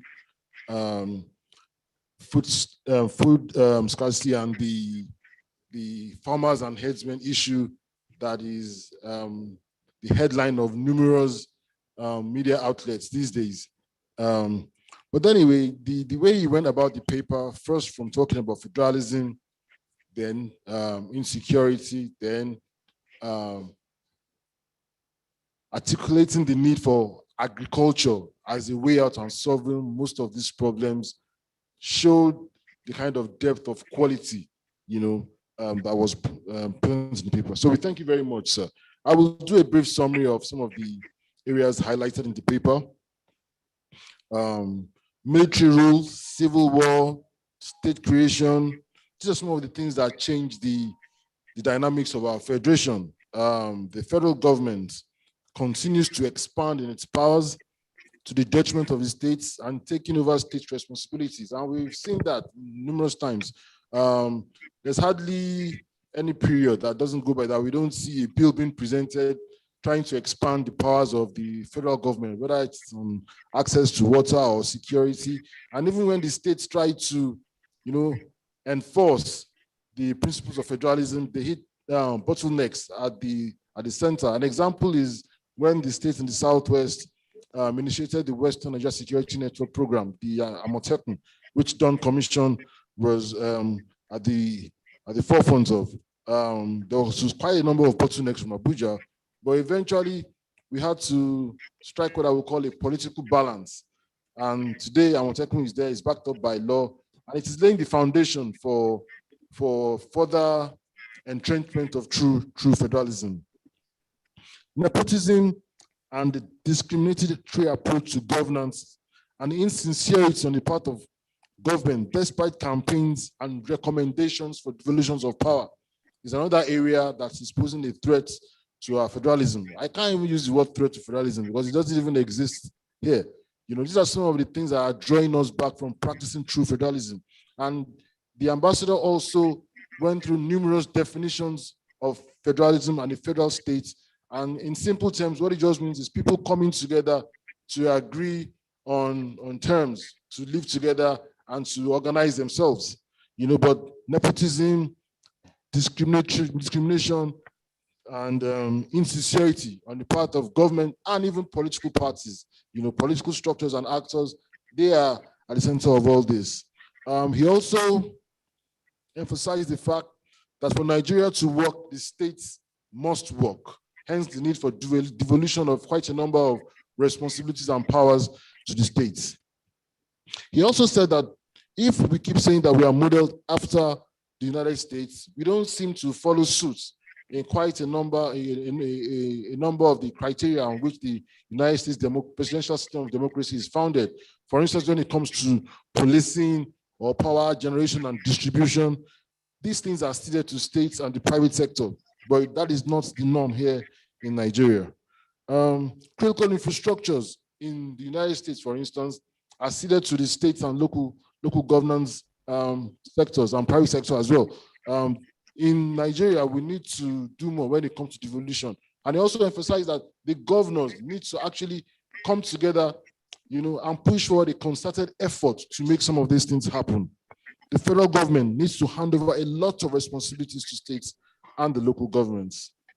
Also, he identified leadership as one of the big bottlenecks to development in this country. The kinds of leaders we choose, their vision, even their psychology, their knowledge systems, and their worldview is important in carrying us forward as a people. Poor productivity, poor education, absence of a middle class, all these elements form the nexus between crime and unemployment as well. We, as he has said, will pay, and we are already paying for the price of some of the mistakes we've made in the past, and we are going to pay again, for the present state of unemployment in the country. So there's a lot of work to be done. There's a lot of boxes, a lot of eyes, a lot of boxes to be ticked. So hopefully these conversations will go on, and champions will come out from the region and other parts of the country as well, because it's not enough to just sit down and talk about these things. It's good to talk, but action is what we need. On agriculture, the ambassador went down memory lane to help us understand that the bane of the economy of this region, and not just this region, other regions in the country, was agriculture. But when oil came, agriculture was relegated, and agriculture became relegated and all took over. So nowadays, all you have is people going to Abuja, governors going to Abuja just to get their allocation. And, like you said, if you don't work for something, if something is given to you free of charge, it is very easy to mismanage it, or to misallocate it. So that's exactly what is going on now. So in order to curtail a lot of people say ticking time bomb. But I don't think there's a ticking time bomb in Nigeria.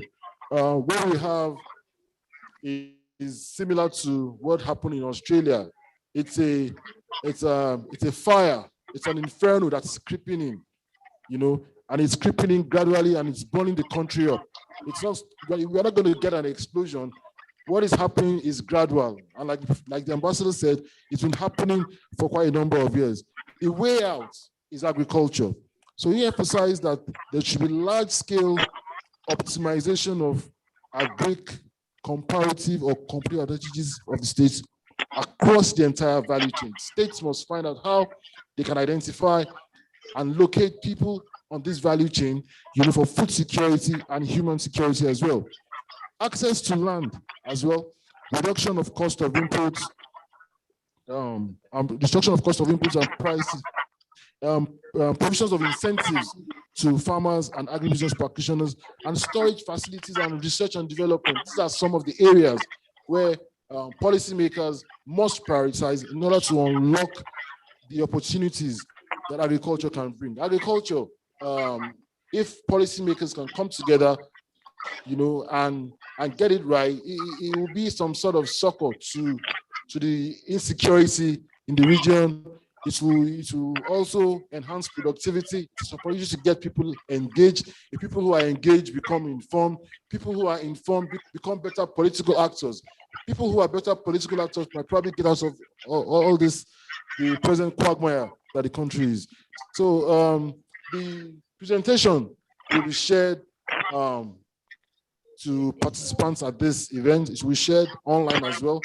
So please be patient with us. It will be shared to members of the press as well. So thank you once again, Your Excellency, the Ambassador, for your paper presentation. Thank you for your insights. Thank you for letting us see things through your lens, through your perspective. Some of us have not been to 10% of the countries you've been to, but looking through your eyes today, we've been able to see what obtains in those countries. So we thank you very much, sir. So we will now invite some of our panelists who will further deliberate on some of the issues the ambassador has raised. We have in our midst today, some of our invited panelists are not here yet. Some of them are still caught up in traffic. Some of them have proven to be unreachable. But we have here today someone who's at the forefront of the relationship between farmers, farmers and policymakers. We have one of our fathers here today. He's always been with us at the commission. He's provided leadership and insights a number of times. He's even provided access for us. So I would like to invite Chief Dasaolu Oladipo Olusegun to the stage. Chief Dasaolu is chairman of AFAN in Ogun State and also the National Deputy President. He is also a member of the Peacekeeping Committee on Farmers Herders Conflict in Ogun State, recently inaugurated by the Governor of Ogun State, His Excellency Prince Dr. Dipo Abiodun. You're welcome, sir. I would also like to invite an emergency panelist, the Director General of Dawn Commission. The DG of Dawn Commission has what we call a helicopter overview of what is happening in the region and of course in the country as well. So there's a right peg in the right hole. So you're welcome to the stage, sir. We're expecting Mr. Wale Adeoye, who will be here the next 10 minutes. So our keynote speaker as well will join us on stage as well. But before we go on, I would like to ask if there are any questions from any member in the audience. If you please write down your questions and present to them at the Secretariat. I will be very happy to forward it to some of our panelists here and the keynote speaker. But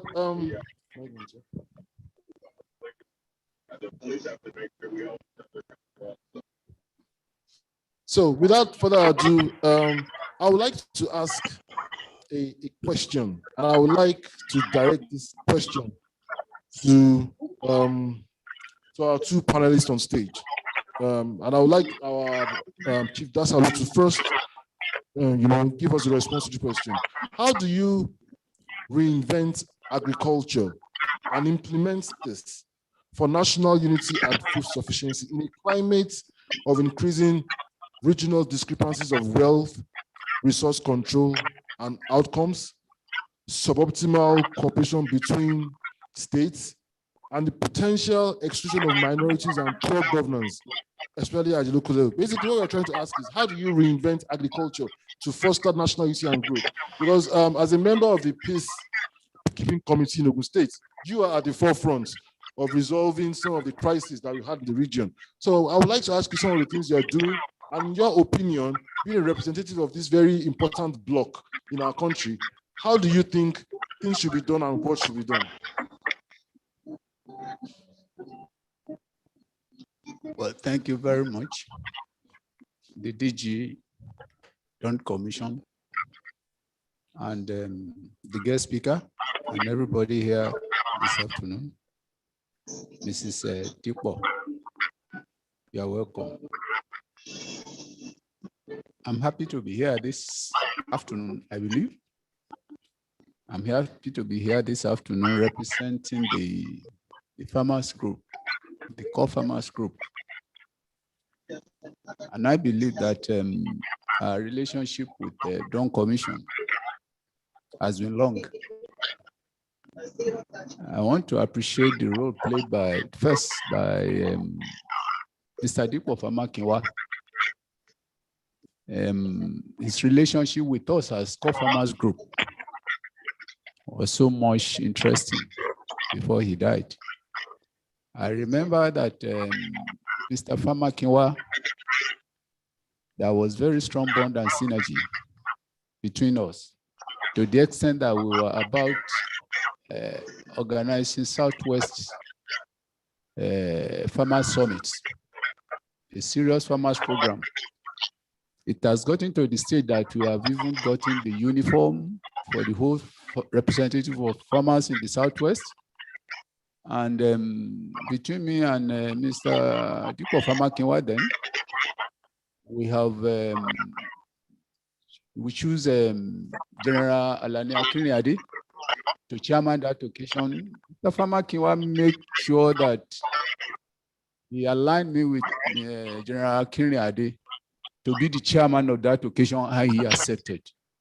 Unfortunately, he died that time. And we were planning to make sure that there is no better way of actually influencing policy unless we put a very strong pressure farmers group in place. And being a farmers leader, we were working towards that project. What is the importance of putting up a good, formidable pressure group in place? The importance of this group cannot be overemphasized. Our policymakers, we have a lot of unstableness, policy somersaults, political instability that actually affect the policy put in place to assist agriculture, not only in Western region, but in Nigeria. You will realize that when a governor comes in, the first thing he will do is that he jettison the program of the previous government and put up his own. Thereby no continuity.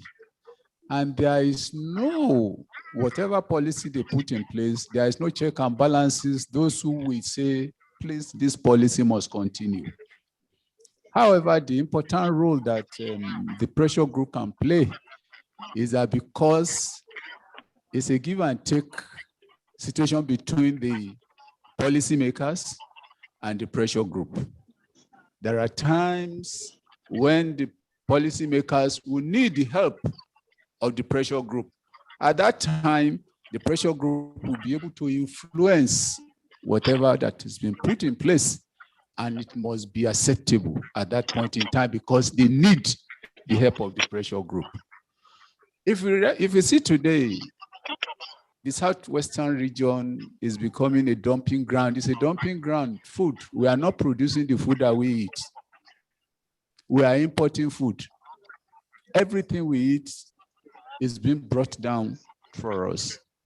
How are we going to get ourselves, prepare food that we shall eat? How are we going to be self-sufficient in food production? If you look around us in the Southwest, I am just particular right now about the Southwest because Dawn is an agenda for the Southwest. And Dawn is in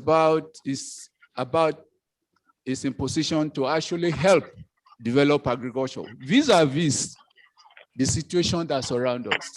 We know that if agric is put in place and is doing well, crime will reduce. Industries, we actually function. And sickness will reduce because somebody who eats well, you will see that he will not get sick on time. And so what can we do now to make sure that we use agriculture, development of agriculture, to step down the tide of crime, health challenges, and the problem of insecurity in this country and in the Southwest? What role can Dawn play in interfacing with those who are in these sectors that could actually contribute to bringing down the problem that we are facing in this country? One, here in the Southwest, the Dawn Commission role is clearly spelled out. That to clearly pave way for the agenda for the development of the Southwest. And the first thing that developed Southwest was agriculture. If the first thing that developed Southwest is agriculture, how are we now going to develop agriculture in the Southwest? You cannot develop agriculture without getting the people organized. Today, our climatic condition, if you study it, is no longer favorable as it used to be. Before a farmer can say, yes, I'm going to plant my maize this time around, this month, this day, that is no longer tenable currently. What can we put in place to check so that farmers could be able to produce and determine what they want to produce at time they want to produce it? We need to change the system of our agriculture from not depending on rain-fed agriculture alone, but to develop our water bodies and put up irrigation system. The commission is in place with the synergy with the players in agriculture to influence policies that will be put in place by the policy makers. The policy makers who are there, most of them, they are there, they may not know what to do and how to do it. And if they put policy in place, how will Dawn Commission, in collaboration with those who are in that sector, influence the policy and make it work? This role is quite important for us to critically look into. I want to commend Mr. Sheye. Mr. Sheye, when he came in, we were together several times. And I made him realize that there is need for us to strongly work together so that the 6 Southwest states will be able to put up a structure. It's very important. Sometimes the farmers group structure nationally, you can see factions, fractionalized, self-centered, and all those things happening, politicized. Better Southwest, we need to put up a structure that will serve as a tool of influencing policies, of activating programs, of making sure that the farmers that are in hinterland are actually carried along, and sincerely, agri policies and programs that have been going around, a lot of things were there that are needed to be influenced for a change, because we need food and the food is not there. How will it get there? Dawn Commission being put in place by the Southwest governors. As the policymakers, if you call them, they will answer. I have in Ogun State, I know how many times you have come to influence policy there. A lot of policies that were influenced there, that were put in place there in collaboration with the Dawn Commission by the state government, not only in Ogun State, but across the Southwest. If we ask, how many have actually been actualized? It's a big question. But if there are actors that Dawn Commission actually collaborated with, there will be influence and there will be a means of actually activating the mind of the governor that you need to do this for us. Dawn Commission will just be staying at the back, but the actors will be influencing the governor. Please, we want this. We want you to develop our water bodies. We want to have irrigation. We want you to make sure that you clear enough land for the farmers. Your land reform, I know effort to put on land reform, and it has effect. But more effect could come when there is strong collaboration between the farmers group and the Dawn Commission. So I want to commend Dawn Commission, and I believe that there is more work to be done. The more work to be done, the farmers herders conflict that is rocking the system, it has not been there. However, why has it festered at this time? In the Southwest, initially, herdsmen will come and they will go back. What then happened now is that they are no longer going back. They will come and settle down.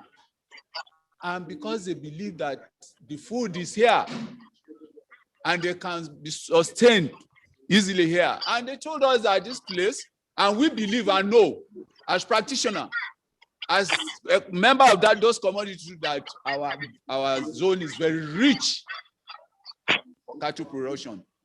How have we paid attention to it in this zone? It's a rich commodity, and yet we abandon it. And there is no protein source for our people to eat, and yet the grass has suffered, and nobody utilized them. So these are things that could be put in place, developing livestock, even in the Southwest, making sure that there is a notion that the cattle rearing is only possible for a certain class of people. Not at all. An average farmer can be a cattle farmer. And it's a very rich business that you could make money as a comfortable farmer and make your money. How can we develop such thing as a substitute to what is giving us problem? How can we develop ranching in the Southwest? Collaboration with your Dawn Commission. All these things, I believe that as farmers leader, I can assure you, Dawn Commission, we as farmers group, we are ready because we are talking about development of agriculture. And when we develop agriculture, a lot of problems that revolve around us will step down. Crime, food shortages, sickness. I bet you that there is enough. When I was young, we hardly go to hospital. Why? But because we eat good food, balanced diet. Today, people are just moving like cops. I'm telling you, walking cops, because the sickness is too much, no food in their body. The balanced diet is not there. We are just eating rubbish. Therefore, we need to pay attention to how are we going to produce food, the standard of the food that we produce, regulation of the things that we put into our mouth. These are things that should be looked into. And Dawn Commission has a very big role to play. They have been playing it, and they need to still play that role. For us as farmers, group, we are ever ready to assist Dawn Commission to make sure that all these things would be put in place. And let me note that today, I shouldn't be here. I shouldn't be here, but if Dawn Commission has told me, I would have informed farmers for the love that Mr. Famakinwa had for us as farmers group. I would have made sure that some farmers were here to grace this occasion, to honor him, because he deserved that honor for the role he played and for his intimacy and relationship with farmers group when he was alive, engendering and making sure that he's activating our mind and making sure that he's pressing us that, look, we need to do this. Mr. Sheye too is in line, and we need to push forward the more so that what Mr. Famakinwa started then, we'll be able to get to that level. There's nothing preventing us to call who is who. You can call, and we can ask farmers to be present for the policymaker to ask them questions. We can have summit. Yes, we can have summit and say, look, what do you have? These are the farmers. All the commodity groups. Are you a maize group? Commodity by commodity representatives. The governors, the president. Please, how do we do Southwest? What are you going to do? This is beyond just sitting in their comfort zone in their office. Let the farmers themselves ask the question with the policymakers. Let them commit themselves and let the farmers begin to pursue them and say, the promise that you made for us, how far have you gone with it? This is how we can get there. But if you just continue to go and meet them and say, please, and they put the policy, they can put the policy, use 4 years and go. But for the 4 years they are going to use, once they know that I am now there 4 years, I will still ask these people for the next 4 years. Before I ask them, these are the things, the commitment I have made before them, and we must realize it. These are the way we can push the policymakers to actually activate their mind and get results from them. And you can see, only agriculture alone, I can bet you, Dawn Commission can be on top of the game in the Southwest if seriously tapped with the resources and human and material resources that is on ground. We are there for you, and we believe we can get there. The Dawn Commission for the Southwest agenda, because when we leave, our children should not meet the same condition that we are having here right now. This is unfavorable condition. Sickness, Insecurity, you can't get out in Ogun State now. It's a problem. Kidnapping, here and there. If you get to Oyo, kidnapping. And not those places in Nyondo, there's no security. We can't leave this for our children. Why are all these things there? There is no employment. There is problem everywhere. Let's put our hands together and get somewhere. Thank you very much. Thank you, sir. I would like the DG of Dawn Commission to respond so that he can further dwell on strengthening the relationship between Dawn Commission and the farmers groups in the region. You know, what we've been doing, what we're doing, and even if there are some bottlenecks that we need to remove. Also, we would also like to see where even the associations can even further support Dawn Commission, you know, in carrying out some of these activities. Because like the ambassador said, if you are leveraging the US, using the US as an example for our presidential system, for instance, in the US, the civil society groups are very powerful. You know, you might not like them, like the National Rifles, the NRA, for instance. They have a say in who becomes president. They have a say which party wins. And it's because there's strength in numbers. So how can we leverage that strength in numbers? And what would the commission like to see from the Farmers Association? DG Dawn Commission. Thank you. Chief Dashaolu. We're actually excited that you honored us with your attendance. In choosing our panelists with this topic, we insisted that we must bring in a practitioner and not just office theoreticians. Thank you, sir. And I'm glad you've enunciated part of the challenges that the farmers are facing in this region. Agriculture, as Ambassador Keshi said, and again, as you said, has been the mainstay of, well, was the mainstay of this region in the past. And even up till today, it is still the greatest employer of labor. It is the greatest employer of labor. And one of the things that we have been pushing at Dawn Commission, I must emphasize that, yes, we don't have the powers to implement, but we have been driving policy. Yes, it can be frustrating that when you gather experts and practitioners and you come up with lofty policies that are sent to the states, and for reasons best known to some of them, the implementation is either poor or not taken off yet. It's not for the fact that nothing has been coming out from the commission policy-wise, but the fact that implementation has been at different levels in the states. I mean, there are quite a few things that we have come up with. I remember about 4 years ago, we came up with a strategy document on cocoa. I mean, we called it the Do Cocoa document. Now, a lot of money was spent, a lot of time, and we circulated this. As I said, the challenge is we don't implement. We can only have it there as a blueprint. Because, you see, and I'm glad now that in some of our states, our governors are now engaging practitioners as commissioners or special advisors, those who actually know about agriculture. Some of our states are now seeing that post in particular, those in charge of agriculture, it shouldn't just be rewarding people for as a political patronage. They are engaging those who know how to solve the challenges facing agriculture to come and head the ministries or the agencies. Obviously, our states have realized that we can't continue to rely solely on externals to give us food. Externals in quotes. Yes, we're all Nigerians.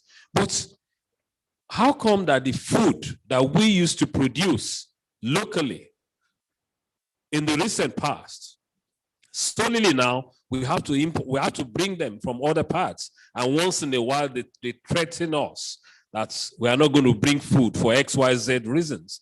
These are the things that we used to plant and feed ourselves in the past. So what we have been doing at the commission, again, working with our farmers, working with our policy, with our governments as well, is to put in policies or suggest policies, because you have to be careful with your words here as well. We are not telling them, but we suggest to them that we've engaged experts in XYZ. This is what and what you can do. I'm very glad, as an example now, that tomorrow here in Lagos, Lagos is launching a 5-year agenda. 5-year agenda on agriculture. You might be thinking, what has Lagos got to do with agriculture? A lot. It has always been a misnomer, thinking that, oh, Lagos does not do agriculture. There's a lot Lagos can do in agriculture. And for a state that consumes the most anyway, it is in their own interest to be particularly engaged in agriculture. And Dawn Commission can safely say here that we were part of that process. There are things that we suggested in the past. There are things that we did with them 2-3 years ago that I'm sure will surface when they're talking about their agri agenda tomorrow. You know, when we talk of youth unemployment and all these things, it is not rocket science to solve these things. As long as, particularly in the agri value chain, agriculture is no longer the hoe and cutlass. No longer hoe and cutlass. So if you look at the entire value chain of agriculture, look at the number of youth that can easily be engaged in that process. So these are the things that we have been pushing.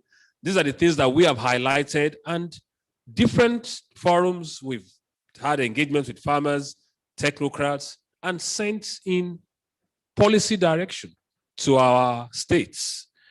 It is not a sprint, we know. It is a marathon. But one thing that we will not say we lack now is the blueprint in this region to take agriculture to the level where it should be. The population now is about 50 million. It is suggested, estimated, the projection is that in about 10 years, we might be about 85, 90 million. They need to eat. Southwest today has about 70% forest land, 30% agric land. How do we then take that 30% to 50, 60%? The technology of turning the forest land into agric land. All these things we're working on, some are already sent into the states. Because as I said, agric is no longer taking your hoe and cutlass. No, your young ones will not go there if that is what you are trying to push out there. We are pushing out that technology should be the thing to drive agriculture.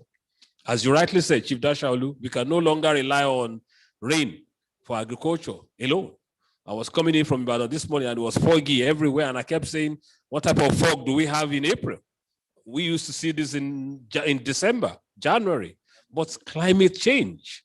Those are the things that we are engaged in, those discussions, and we keep sending them down to our member states to ensure that agriculture goes back to where it should be. And we'll continue to work with you. And I'm glad you mentioned that, yes, we have a relationship, and we'll continue to strengthen that relationship with our states. So you have the total support of Dawn.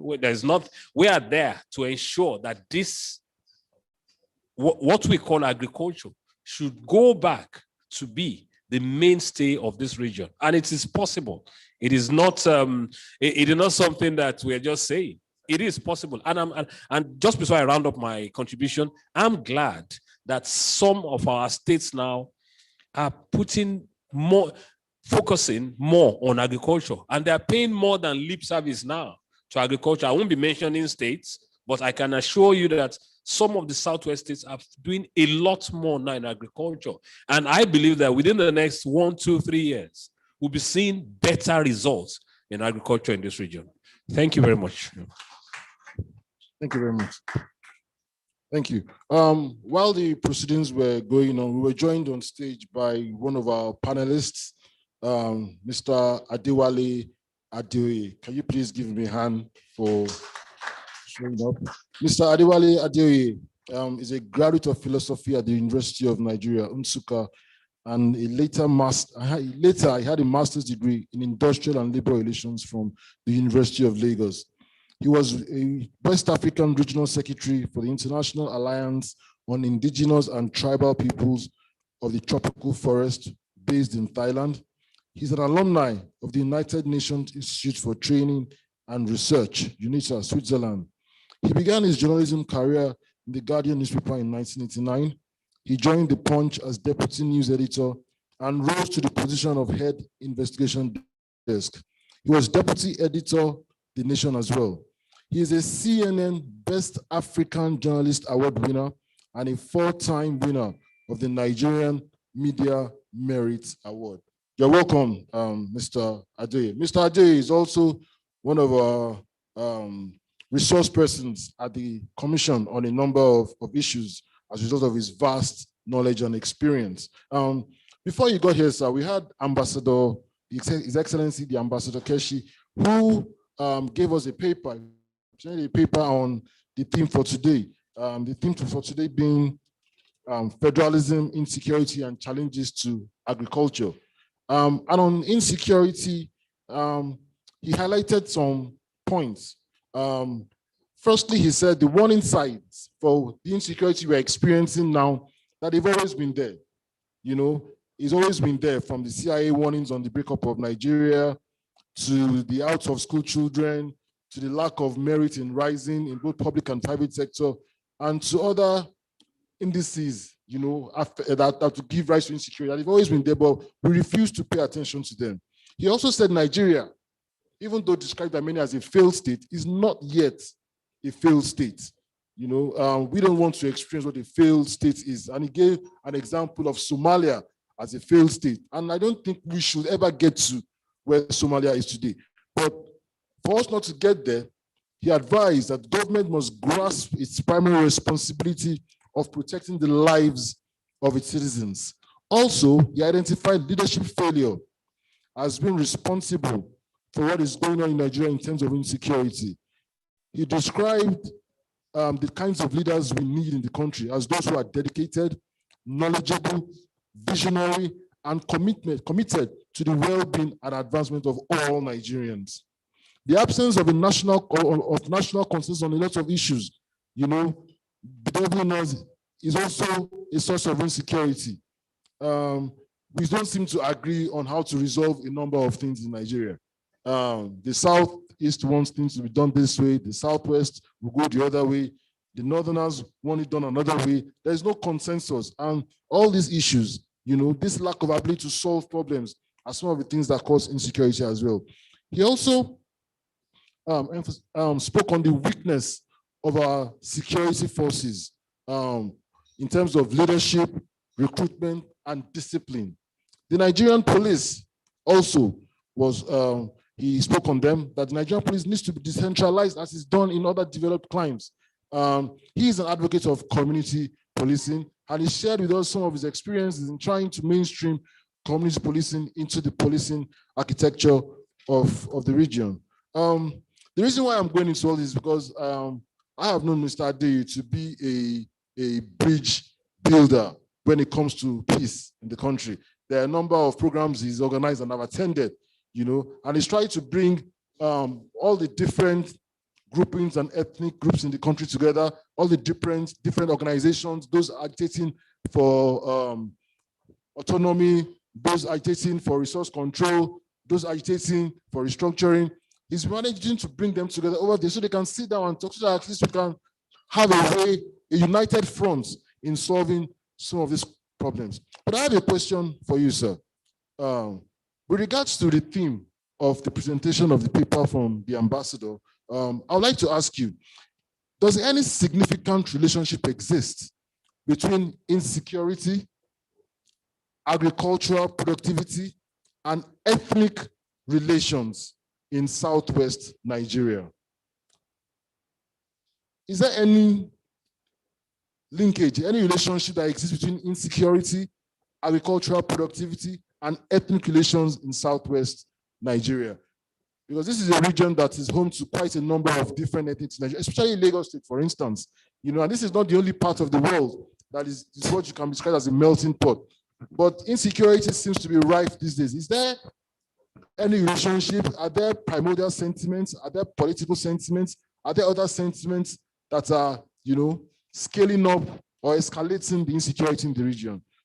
Please, could you share some light on that based on your experience, sir? Thank you very much. Well, I think first of all, in the Southwest here, agriculture for centuries has been a way of life. I don't think there's any family in the Southwest that has no tradition of farming.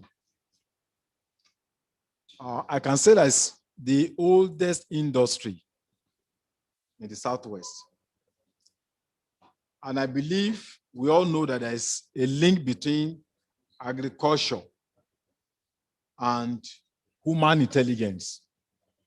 When people are well fed, when they eat the right diet, their knowledge, their skill, their human capacity will be better endowed. There is also a link between agriculture and land, political stability, health, and livelihood. For me, the major challenge we see now, like the question I'm supposed to address is insecurity and agriculture and ethnic relations, is that we are talking about the need for Nigeria to be united. We are talking about the need for us to have a country. But first of all, you must have a home. You must have a community before you can talk about having a country in the first place. The situation we have now is that people are fighting to live in their communities. People are fighting to live in territories that is indigenous to them, where they had lived, where their great-grandfathers had lived for centuries. They are fighting to find a foothold in their indigenous homes. And the threat is not coming from the state. The threat is coming from non-state actors, people that are also not indigenous to these communities. And I think this is where we find ourselves in a very strange situation today. I never dreamt in my life that a king, people can go to a palace and pick a king from his palace. I never dreamt in my life that a king will be driving from one community to the other, and then he will be picked by some hoodlums and taken into the forest with his crown, his sacred crown.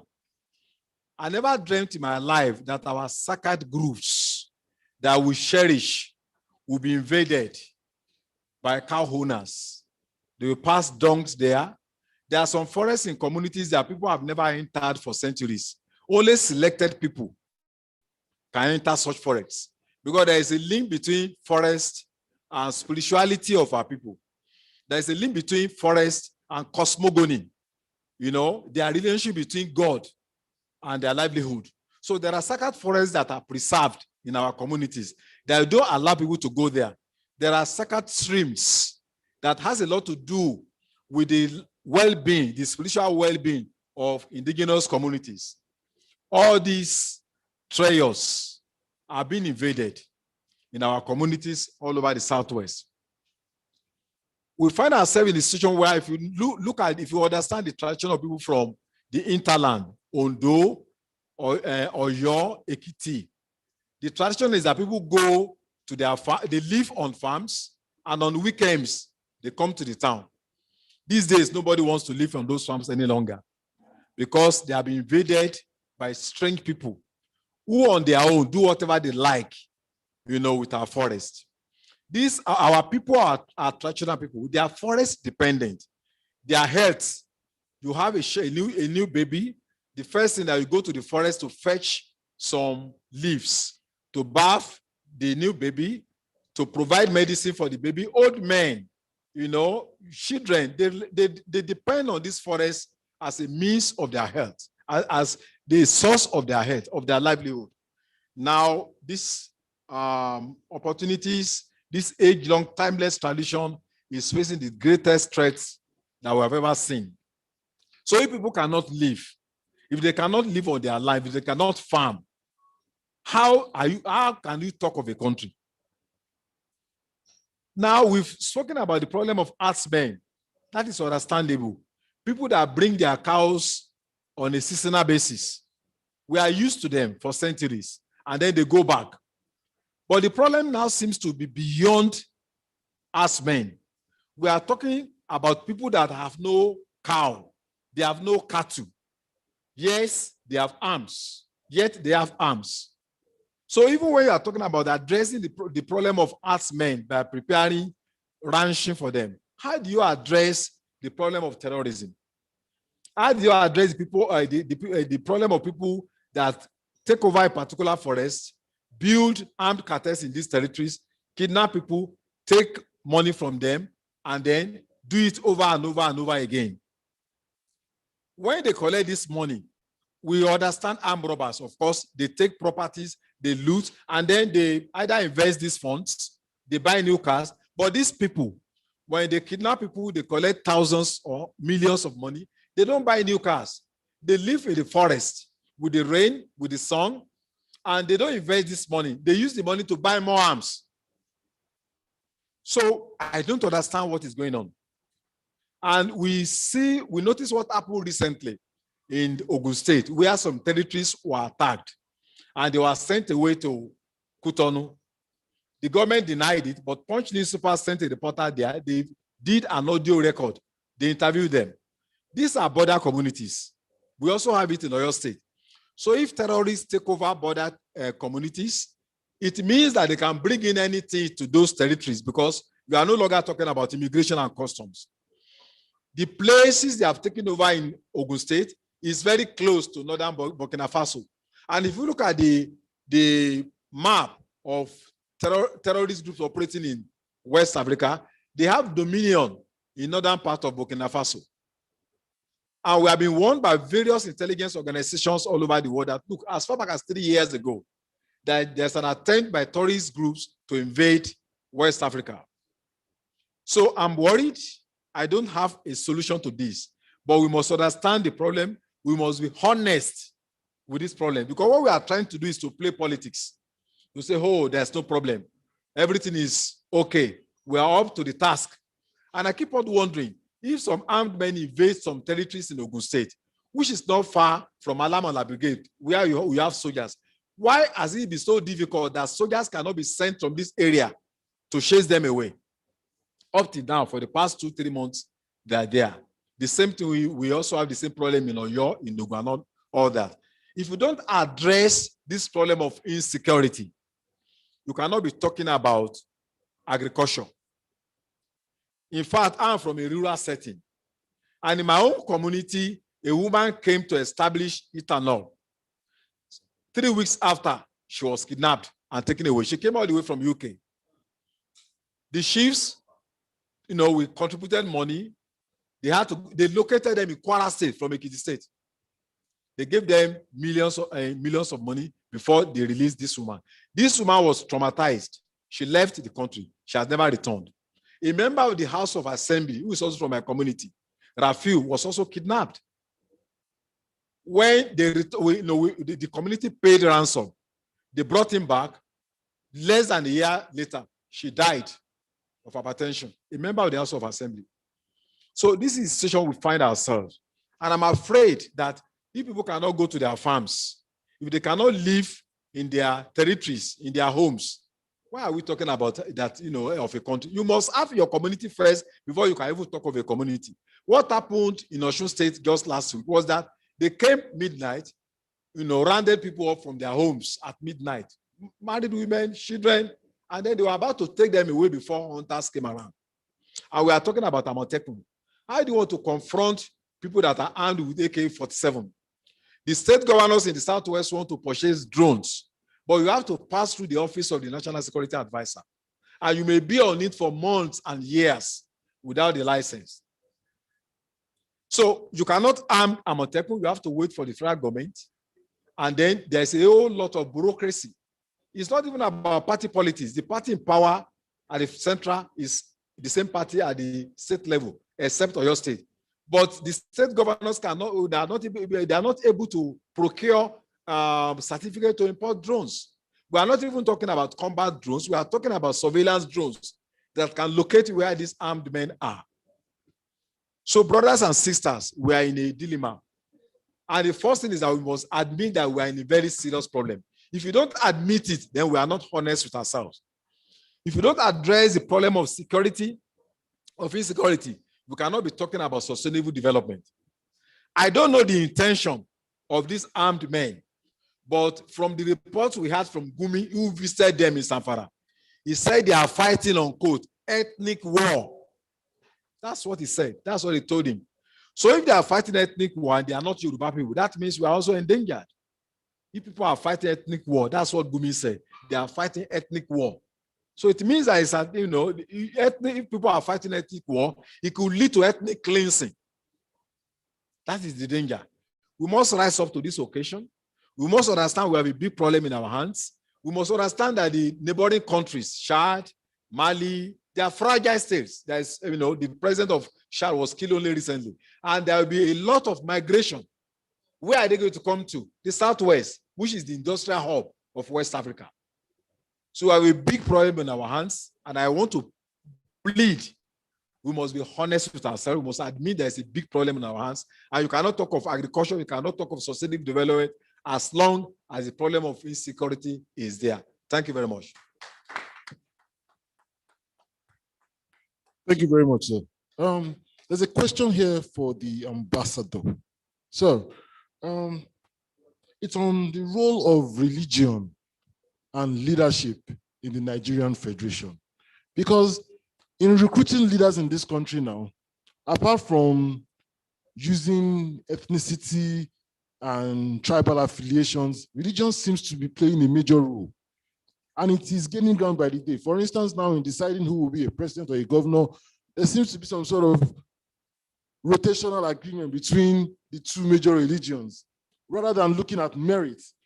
Now, I'm sure this is not the norm in countries that are trying to develop, but how can the people respond? Because it's looking like a political tool by politicians, but what kind of response should people give to this? Because at the end of the day, the people are going to be the recipients of this kind of governance. For me,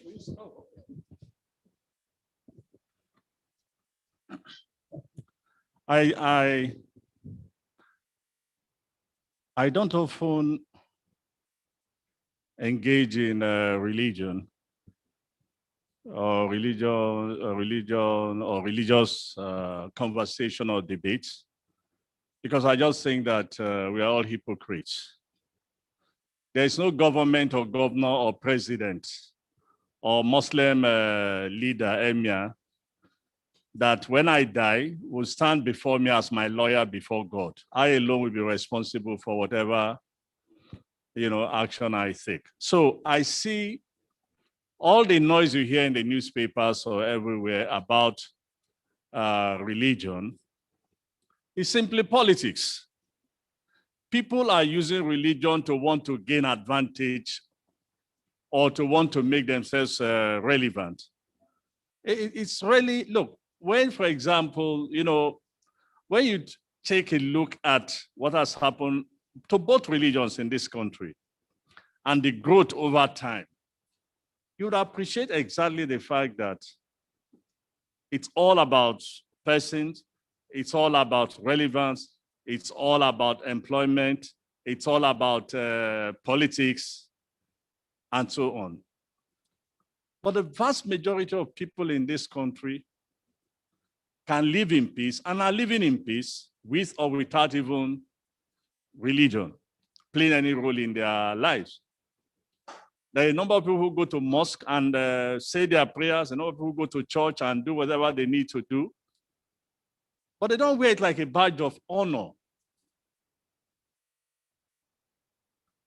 And so I just think that when we have correct leaders, I would always go back to this issue of leadership. When we go back to having leaders who understand what a society requires, who needs to appreciate what needs to be done, who have a world view, and who will insist, as I said earlier on, that there are consequences for what happens. You begin to see that somewhere along the line, religion will play a less important role. But we are all using it now because it pays. I read an article yesterday where somebody was making a comparison with the VP, who is a Pentecostal pastor and the current minister of Science and Communication. And he made a very clear distinction that the VP, yes, a pastor, probably has more sentiments towards the Pentecostal group and his person and behavior as compared to the minister, who has actually shown himself to be supportive of radical Islamic groups. And today the man is a minister. He has even occupied other posts in the government. In this country, we can't even agree on how to deal with this issue. In civilized society, no, there will be no debate. He himself will resign because they found out his past. But because today now, he knows that the president will not do anything for so many reasons. He knows as it's happening that the Muslim groups are defending him. So he does have no inclination to want to be, to show remorse for what he has done in the past. And so I still believe, and I'll keep saying this, that when we have leaders with worldview, when we have knowledgeable leaders, when we have leaders that ensure that this nation can work, you don't have to begin to say, is it merit or it's not merit? How long did it take us in this country to beg the president to change his chief of staff? How long? It's also part of the failure of leadership.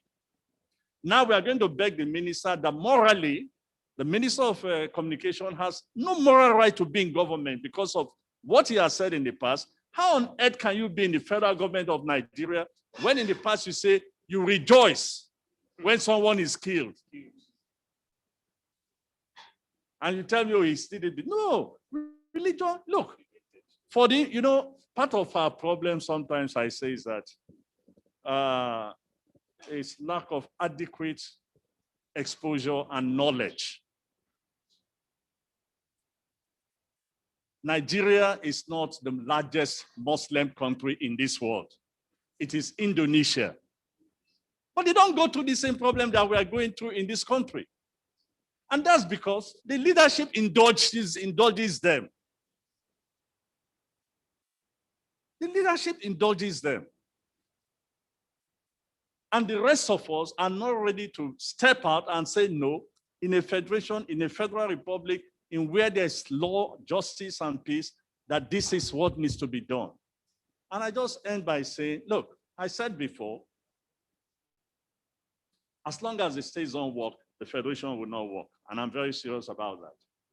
And let me also say again, until we entrench justice, fairness, and equity, we will continue to have problems. And that is the honest truth. That is the honest truth.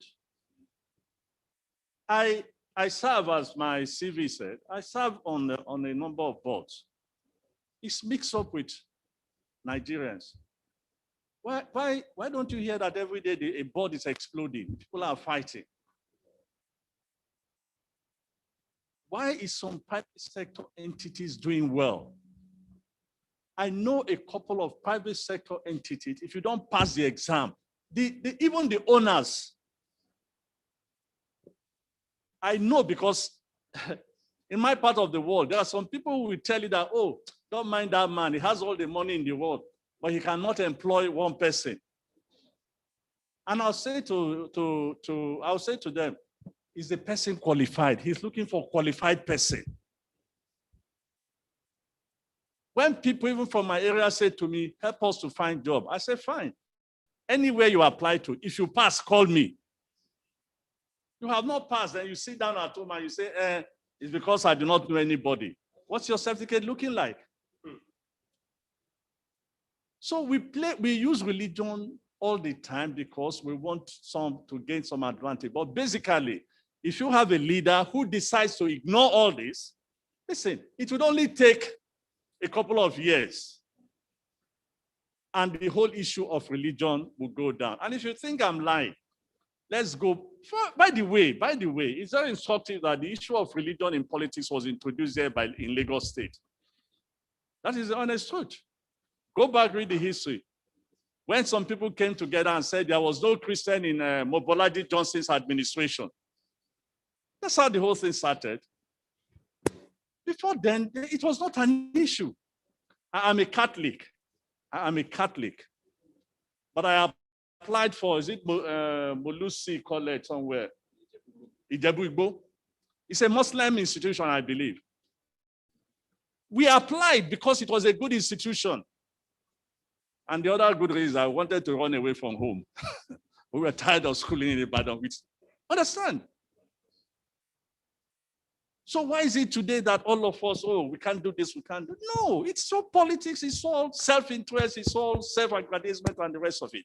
And the final thing I say with regard to agriculture, if you allowed me, and this is to my friends here, please, if you have to advise the Lagos State government, on my way here, I saw the advert, 5-year development plan. It's part of why things go wrong. Agriculture is not what you do in 5 years. It's not what you do in 5 years. Again, I go back to what I said about the Chinese. Why is China growing as it is growing today? One reason, patience and consistency. They have followed, once they decide on a policy, they religiously follow it for more than 20 years. They innovate, they make some changes, but they don't lose that focus that this is what we want to achieve before the end of so and so. And as I said in my essay, as far back as 1995, China was not a major exporter.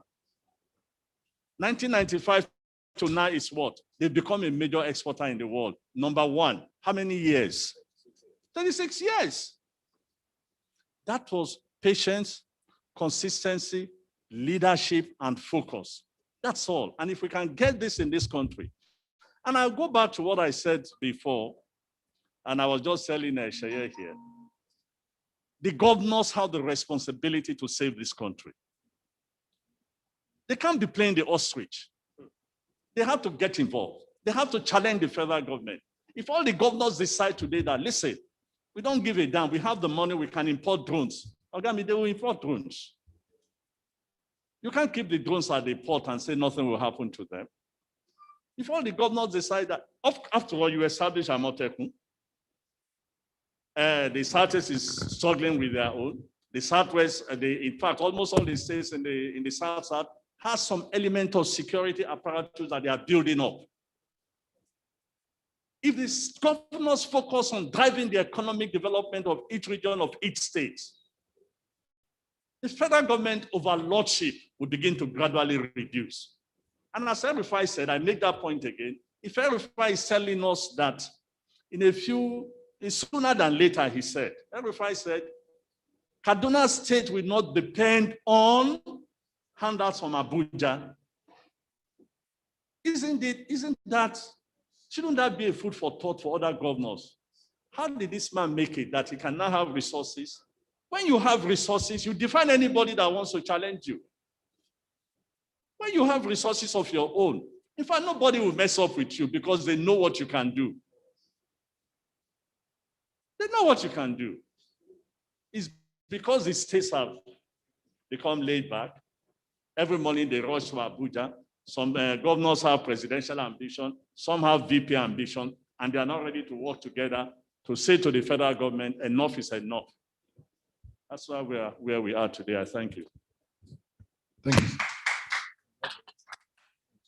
Thank you. I would like to recognize the presence of someone here in the audience today, retired General Sam Odunsi. Retired General Odunsi is a chieftain of the Afenifere Renewal Group, and he was one of those whose inputs made the done roadmap documents a reality. You're welcome, sir. Thank you for coming. Talking about resources, and I'd like to direct this question to everybody on the table. At the center of the topic for your presentation, sir, federalism, insecurity, and agriculture, is land. And because of the failure of governance in this country, we mutually suspect each other of everything. So when the federal government or a state government decides that they want to allocate land for something or use land for something, this suspicion comes to the fore. Oh, it's an expansionist policy. People who are irredentist, secessionists, it is the land that they lay claim to. It is the foundation of everything good and everything bad in this country. Farmers' herders conflict is based on land. Productivity in agri is based on land. Politics is land. In fact, the territory of the federation is land. What did we get wrong in our land governance systems, and what should be done? Because land is important in fostering national unity, even local unity, as maybe be. You have territories fighting over land. They want to put a transformer in this village. No, it must be my village. My village extends to that land. So there's a problem with land. Is it a problem of our political culture, or is it just because we are territorial as a people? What can be done? Because I think land forms the basis for a number of these conflicts. And I would like the people who are always on the land to answer first. Well, thank you very much. We know that land is very precious for us here. And the problem that we have with land started from land decree time when General Obasanjo just brought up land decree that the federal government owns all the land. And that posed a lot of challenges for the development of agriculture, whereby a government say, this place, I take it from you, and we are going to invest here, or investor is going to be here. And the owner of land have no power or anything to be done. They say they compensate and what have you, and that's the end of the program. We won't have it right, because those whom you even took the land from will not allow that project to prosper. I think what we need to do as people, as practitioners that have seen it all, is that outright taking of the land will not solve the problem of the land, using the veto of the government to say, this land, yes, I've taken it, it belongs to the government. No, government could take the land, acquire the land, bring in investor, and make sure that those who own the land partake on that project. Let there be PPP arrangements, so that the investor that comes in, those whom the government acquired the land from to invest, partake out of the project, you will see that the land problem will fizzle out. Because those whom you take the land from will still have the sense of belonging that, after all, the land is here with us, our children and children will actually benefit, and forever it belongs to us. Though government has acquired it, and the investor that actually comes in, wherever he comes in, will feel at home. He will make his money. And at the same time, those who are there are employed and eat out of the place. But whereby we just believe that this land, the government will use veto to take it, I think is a problem. And I believe that through the policy, I think the interface by the Dawn on land, I remember that I have been involved in this engagement with government. It is now coming down, and government is now having change of mind that this outright acquisition of land is not the best. In Ogun State, it's changing. They are now involving those whom are owning the land in the project that is going to be done there. For instance, this Anchor Borrower program they are doing, They will acquire the land and ask those who are in that area to come for the project. Because it is a win-win situation whereby nobody will be fighting that they have come to take our land. And outright abandonment of land will fizzle out. People will now call government that come and use our land.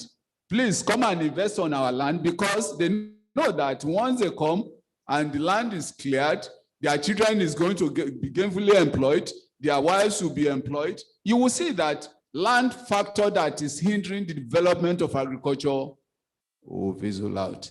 Before I drop, the issue of herdsmen and farmers, you know, I'm deeply involved. And Mr. Sheye could confirm what I saw this thing coming. You remember, I brought the leadership of Miyetti when there was no problem in the Southwest. I brought them to Dawn Commission. I said, problem is coming. Let's sit down with these people and begin to talk. You remember, Mr. Sheye? I am telling you, as I saw it coming that time, if the government had teamed up with Dawn Commission, with the farmers group, because the Miyetti that we are talking about, the headers, are our own. I am telling you, there are some of them that were born here that are 100 years, 70 years, 80 years. They have been here 200 years. Those are indigenous. Those who perpetrate evils come in, and with collaboration of those who are in, there is problem. And when we want to solve this problem, we now go and call those who are outside to come and solve the problem for us. We won't get the headway.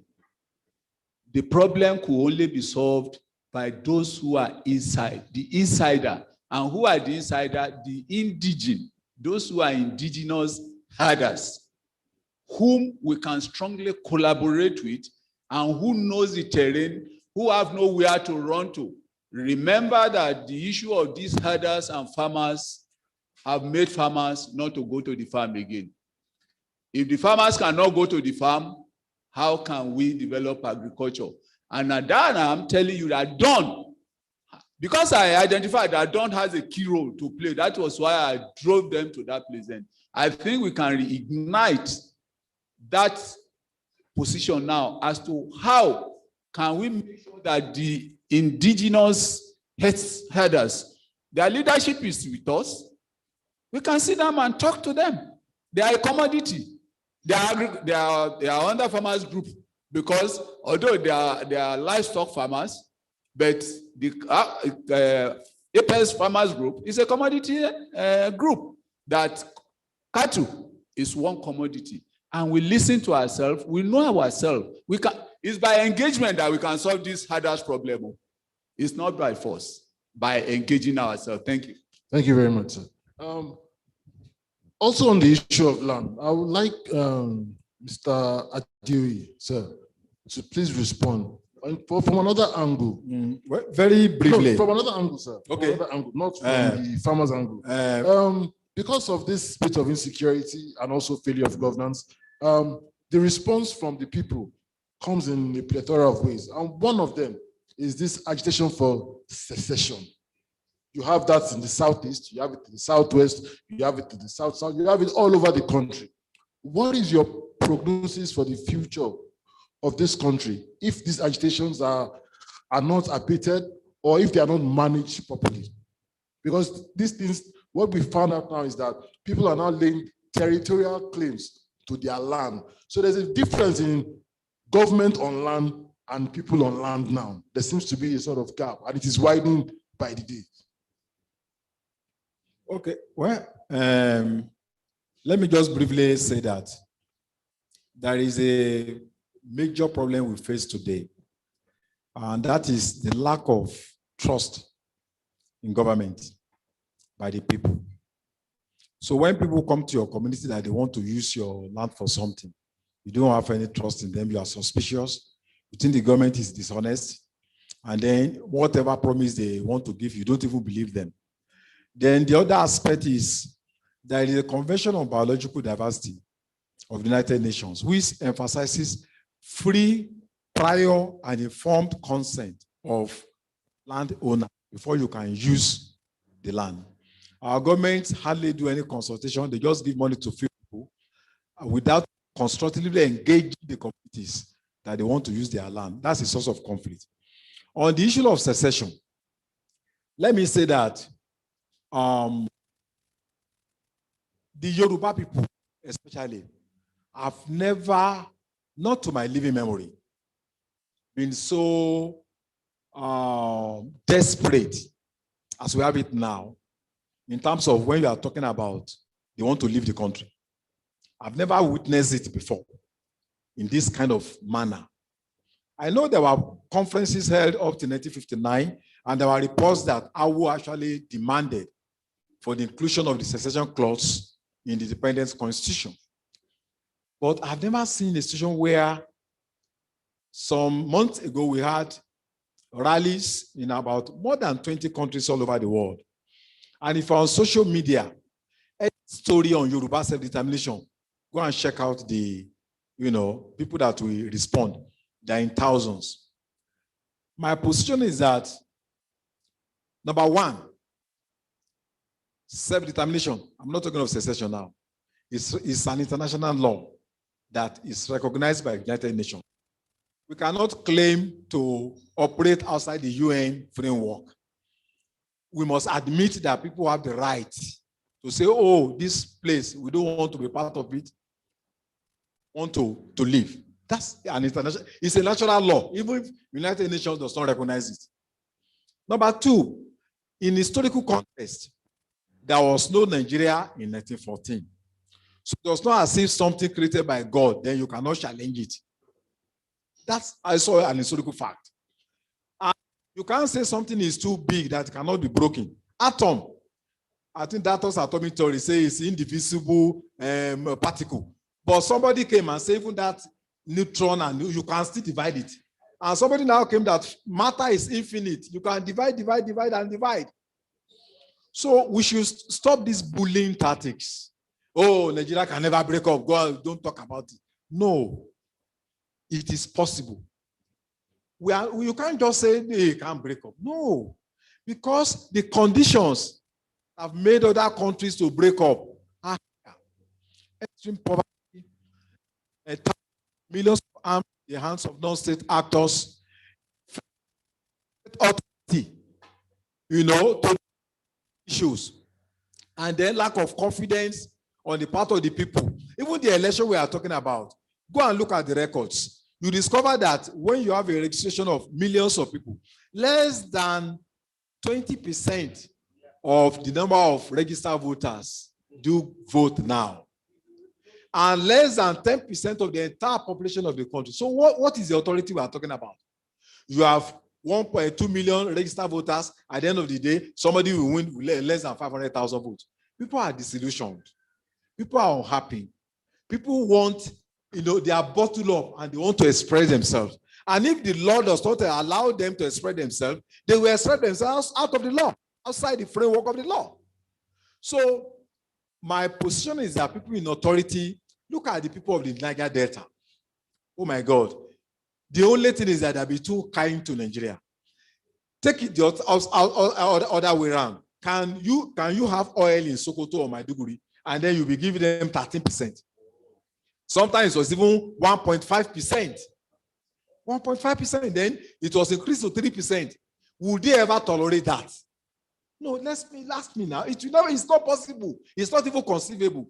Now, for over 60 years, you take the oil, you ask them to cure, and then with spoon, you give them in trickles what belongs to them. How long are we going to sustain that? And when they say we want to debate, you say, hey, shut up. You can't even debate it. So my fear is that we want a strong, prosperous country, but if a man has 500 children and all of them are poor, disillusioned, and they are killing themselves, it is better to have 5 children that are prosperous and peaceful than to say, oh, it's not the source of pride to say I have 500 children, but all of them are fighting each other all the time. In the most prosperous countries all over the world, Norway, Sweden, they are very small countries. How I wish we can negotiate and discuss without necessarily fighting ourselves. And that our people should learn the culture of constructive engagement, the culture of debate. They should listen to people. If they don't listen to them now, they will be begging them that please come for instruction. They are talking instruction, they say we don't even want it. After some time, we will be begging people in the southeast, people in the southwest, please come for instruction. At that time, it will be too late. Thank you. Briefly, sir, can you add to this comment, sir? I will try and be short, but let me just start by saying that the last two speakers, I commend them for eloquently, driving the points home. I only just want to summarize by saying it's all about justice. It's all about fairness. It's all about equity. And as long as you are not fair, you are not just, you are not equitable, people will fight you. It's as simple as that. He mentioned the Niger Delta. Today, a new crisis will be, it's in the making. You are building gas plants to pipe to Kaduna and Kano. You are now building the biggest gas plants in the world in Maduguri that is encumbered. Where is the gas going to come from? You are going to pipe the gas from the Niger Delta, but there is no gas plant in the Niger Delta. It's about fairness. It's about equity. And it's about justice. And until we learn to entrench this and treat one another with respect. Look, let me say this. The Southeast is not going to succeed. Forget it. Neither do I say the Southwest succeeded. Forget it. And with all due respect, I sincerely hope some Southwesterners won't be angry. But the truth is that there are so many things tying us together that makes secession very difficult. But all the noise you are hearing and the anger is to point out that, look, we can do better if we are just fair to one another. And we treat each other with respect. And we give everybody their rightful dues. When we do that, look, he eloquently talked about everybody being involved. In I think it's Friesland in, where did they make pig milk? I think it's in Holland, actually. When you go to the area where they have the factory, it's very interesting. The first time I visited that place, it changed my mindset. There's a heavy plant producing milk. It is the farmers, the cow owners, that supply the raw materials to the factory. The cow owners are shareholders in the company because they own the land, they own the cow. So for the cow owners, the people of the state, it's a share, I mean, it's a what do they call it, win-win situation. And if we're not talking of these sickly looking cows here, the average cow you say is like this. It will be 12 me and Shay put together. Every morning, these guys take their cows to the factory. They are paid for those cows. At the end of the year, they get more money for being shareholders in the company. But in our case, you come, you seize the land. Not only do you seize the land, you even build a company in the land. People around that area don't get employment. What do you want them to do? They will agitate. It's as simple as that. As the Niger Delta guys are saying, listen, you get all the oil from Niger Delta.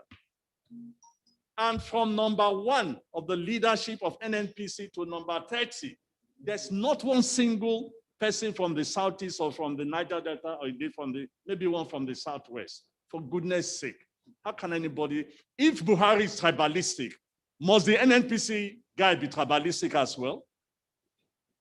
No, I mean, look, listen, these are the things. I'm not you describe them as jingoists. No, I don't describe them in such words. In fact, the people who are dictating today, the people in the Southwest, they are Feniferis and all the leaders. The people who are raising alarm that we need to do something, they are the nationalists, whatever you call them. They are warning us, except you change, this could be the consequences of not changing. Listen, we've gone to war before in this country. And the only reason we went to war was that unlike the politicians of old, the Awo, the Zigs, I don't know, Sokoto, Aminu Kano, and the rest of them, when the country gets to the edge, these guys get together and pull back the country, and everybody compromises. Unfortunately, I think they left too early in order to teach us the principles and the spirit of compromise. And the absence of strong leadership everywhere has given rise to rabble-rousers who are now taking the center stage. These are the people you should fear most because they have enough jobless people around to hail them and say, let's go, let's go, let's go. Those jobless people don't mean bad. They're also protesting. How do you leave university in 7 years, you can't find employment? I left the university. I went to National Youth Service Corps. I had a problem with my dad who thought that, who said to me, I think you own this word. Because he said to me, how many places did you apply to? I said, actually, I applied to only one place. And the university said, if I want to work there, I can come back. And anyway, I have friends in Daily Times. I'll go and join them. And my father said, because you own Daily Times, Abi, you have not applied. And 2 days after, it was my father who was reading Daily Times and saw the list of people employed in the to foreign affairs. I was there. And I told him, I said, you see, I told you, that was Nigeria then. I didn't know it. I just did the interview and it. But the point I'm trying to make is very simple. The day we started work, we signed and we were filling forms. That was the day we filled forms to get a car loan. Fast forward later, somebody finishes 7 years in the university, 4 years in the university, there's no job. And how do you want the person to be happy? And so when he now joins a group to advocate for a change in the system, because he sees that he's a victim of the system, you say he's an irredentist. Or I say, no. If there's anything we must do in this country, whether it is issue of land, whether it's anything at all, we must entrench fairness, justice, and equity. And when you do that, you'll probably solve 40% of the problem. Then, of course, I go back to my favorite, leadership. Again, it's, 3 or 4 years ago, I was in a team that visited the Prime Minister of Singapore to discuss some of the issues, how they made it. And we asked the question, listen, is it that in this country, you do not have people who steal government money from the government? The man looked at us and said, no, not really. But what happened is that occasionally 1 or 2 people misbehave. That's the way he put it. He said, but the consequences of misbehavior is such that people, for another couple of years, nobody will misbehave. And that's the failure of what we do in this country. Today, governors are being asked to, a governor in 4 years acquires 35 houses.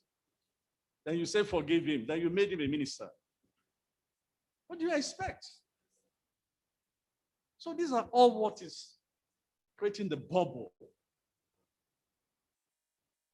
If somebody comes up today and begin to seriously, conscientiously begin to address these problems, you will see the change. And I say this to you, it will not take long before there's a change in the mindset of Nigerians, because the evidence will be there. The country will begin to blossom. Industrial, agricultural development, and everything will continue to grow. That's why I support those, and I'm with those who are saying, let's have a federation, truly federation.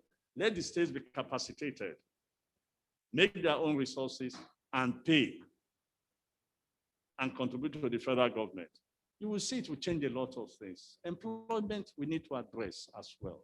And that also goes to the issue of land. I thank you. Thank you very much, sir. We will take just 2 comments from the audience and Mr. Dipo Ajibade. Mr. Dipo Ajibade is a sporting. Oh, he's left.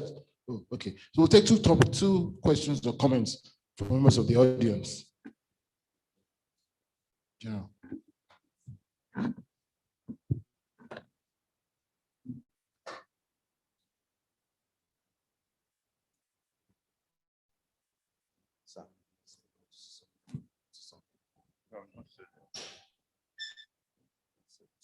Okay. Good afternoon, Your Excellency, the guest speaker, members of the high table, the discussants, the DG, Young Commission, and ladies and gentlemen.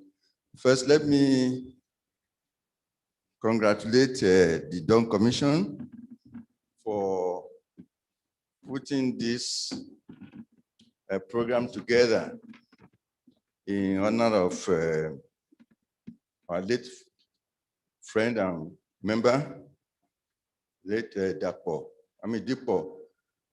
Famakinwa. Well, I remember I only came across him when we were doing putting together what is now the Dawn Commission.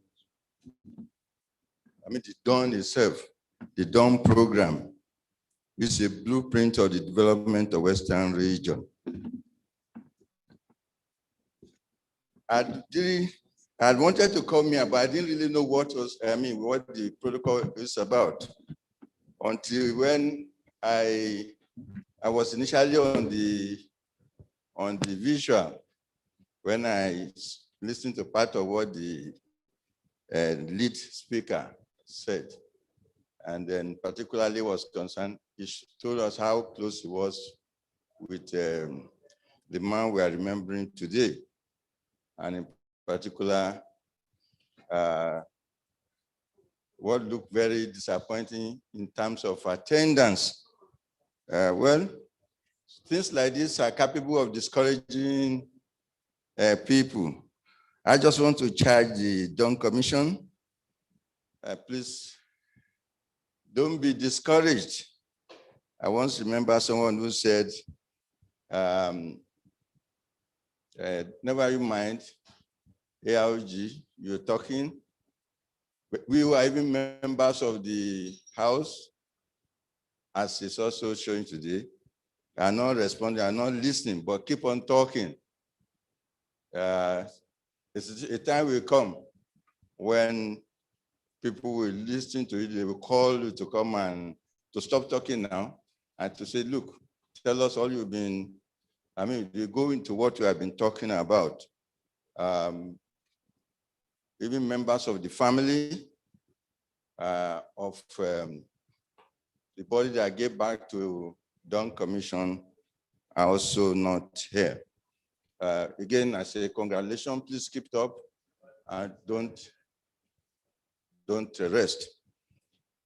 Now on the topic, and also the contributions, a lot of wonderful contributions have been made. I cannot fault anyone. And I once on occasion told people who might have, who are in high places in a gathering like this, that if you, continue to do things the way you are doing because no one can hold you back, I'm afraid you get to a situation of serious insecurity, and there's nothing anyone will do except God that this house will fall and break. But you must do everything possible to make sure Nigeria does not break. But if it does, our children will spit on our graves, because we all know there's a lot of virtues, a lot of strength, a lot of attention in strength, in unity, and in security. Federalism,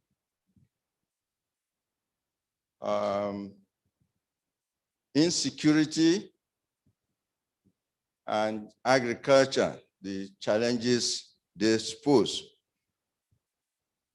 Need anyone say more? What we are seeing now, many of us, like my brother from the media said, every family in this part of the world is agriculturally bent.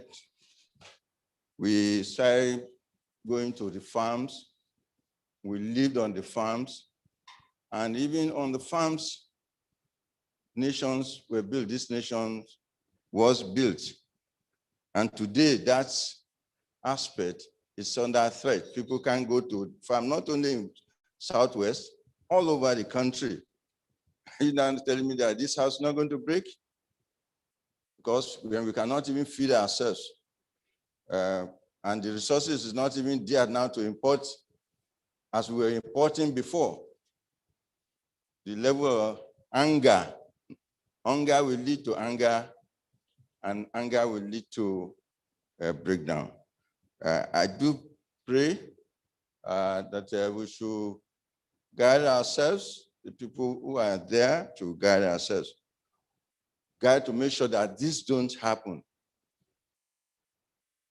We are getting to the precipice, but like someone said a while ago, even our early fathers got to the precipice, they knew how to come back, and they pulled us back. I won't really know why either people don't believe that we are getting to the precipice or it's just a fallacy. But I do hope, I just pray the reality will not be too late for those concerned to take necessary steps. Insecurity, that's my area. I was telling someone, in those days, I used to travel as a teacher in staff college. Anytime I came home, I traveled. My journey I started my journey from UI around 7:30, 8 p.m. And I got to Jaji 5 a.m. Go in and sleep, take a rest, take a wash, and go to the class. And nobody ever stopped me one day. You can't do that in daytime now, which means, and yet, we want to tell us there's no insecurity in the land. There is, and it's very serious, and it's affecting affecting our even existence, affecting us, and agriculture is affecting everywhere. In fact, fear is written in everyone. You are not even safe anywhere. Whether people now, they come to you and pick you. I think the earlier the better that we take this issue of federalism, I'm talking of whatever it is, through federalism, the structuring, just name. The aim is that the concentration is too much. In the center, I think a lot of things can still be done in the states, in the local governments. What were we doing? We've practiced this for at least first 6 years, or even before then in this nation. And it gave rise to so many, it gave rise to competition, it gave rise to development. Most of what we're doing today were set up at that time. Why is it difficult for us to go back, to even give it a trial? We are more than now than then. Why is it difficult? What is the fear? And I think it's the fear of the unknown that is keeping people to do this, and of thinking that, well, the end may never come. the end will always come, whether we like it or not, no matter how long it is. So the earlier, the better. And of course, keep on talking. Whether we talk, like your Bible say, we die. When we don't talk, we die. Why don't we even talk? And then know and die. And people will say, oh, this man died because of this. And that is why I want to again commend Dawn Commission, the DG and your staff for the wonderful thing you are doing. But I just want to add this issue about agriculture. The commission has always been getting people together to strategize.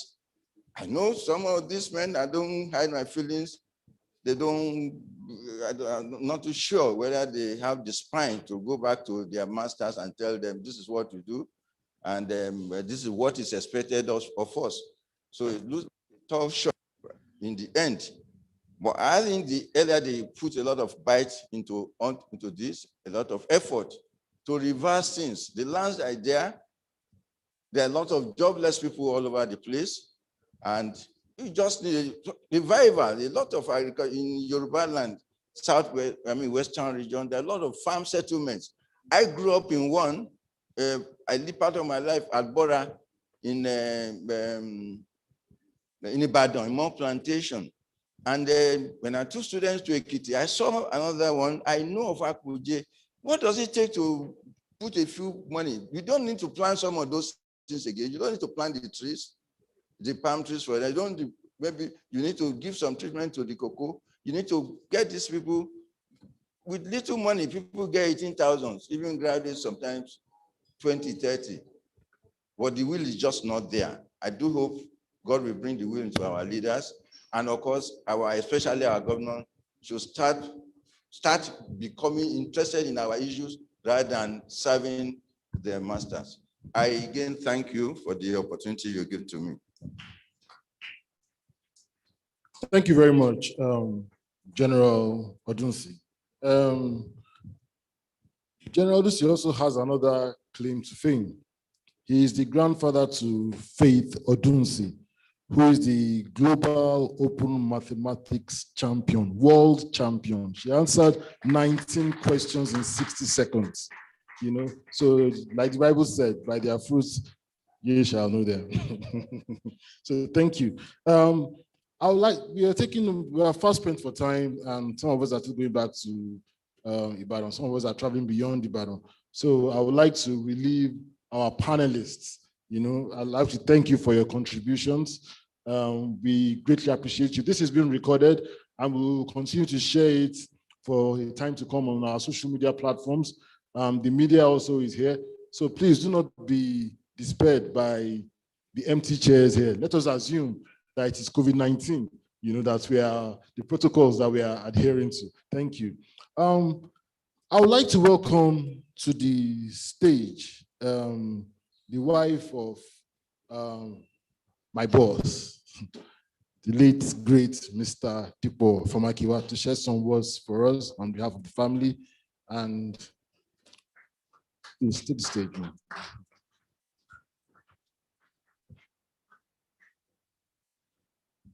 Thank you very much. I stand on the existing protocol, and I welcome everybody, and most especially those online.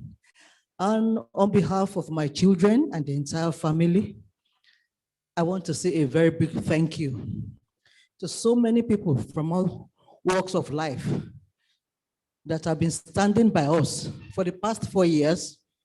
They have assisted us financially, emotionally, physically. So many of them, I don't like to mention names, they know themselves.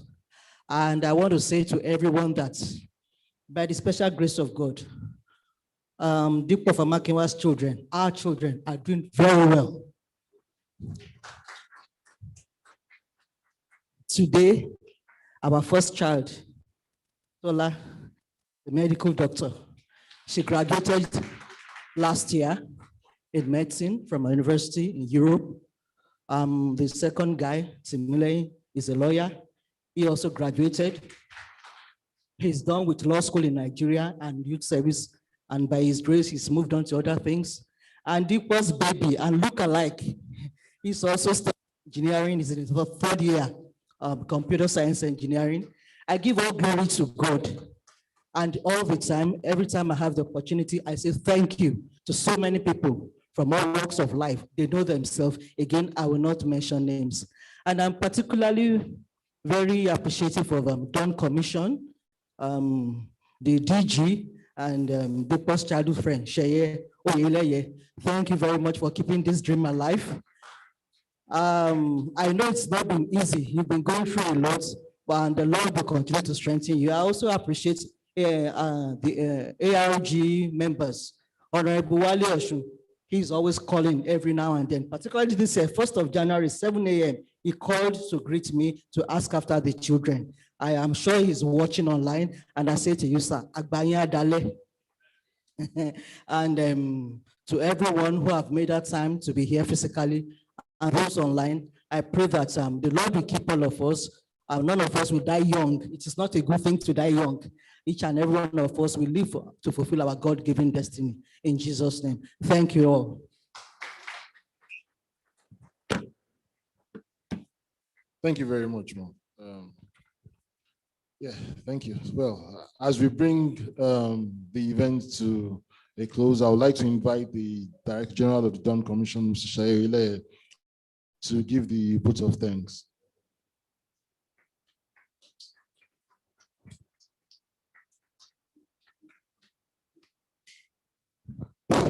Thank you very much. It's been 4 hours that we've kept people here.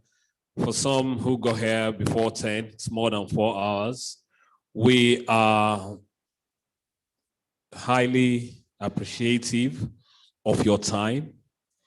When we agreed to do physical and virtual, because initially we wanted to do just virtual, but last minute, about 8-9 days ago, we said, for the memory of Dipo, and because we didn't do it last year, we said we will do physical.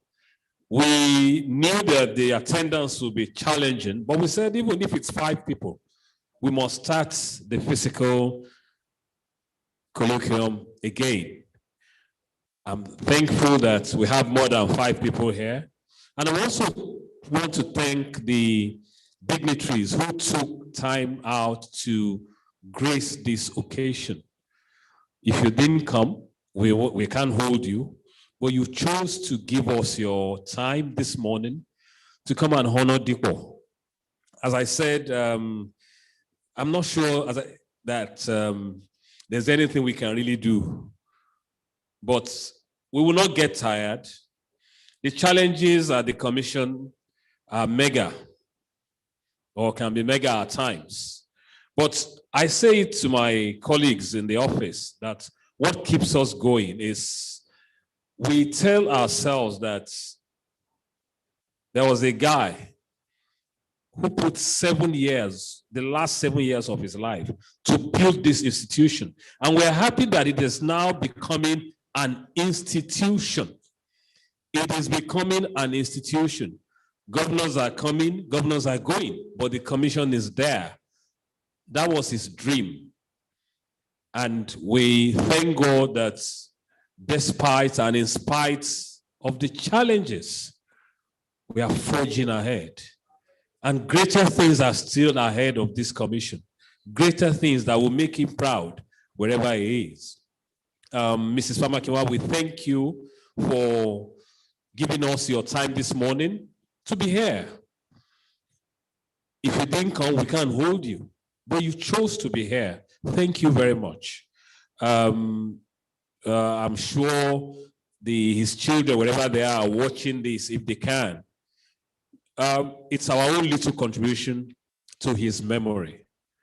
But thank you for staying till the end. And thank you for keeping the family together. Very important. Very, very important. To our guest speaker, Ambassador Keshi, we are very grateful for honoring our invitation, for agreeing to come and speak at this occasion. Chief Dashaolu, well, you are part of the anyway, but we again thank you for doing that. Wale Adeoye, who is again one of us, Thank you for the insightful contribution. Wale had an engagement somewhere else. He rushed himself over there just to join us. Thank you, and we appreciate that.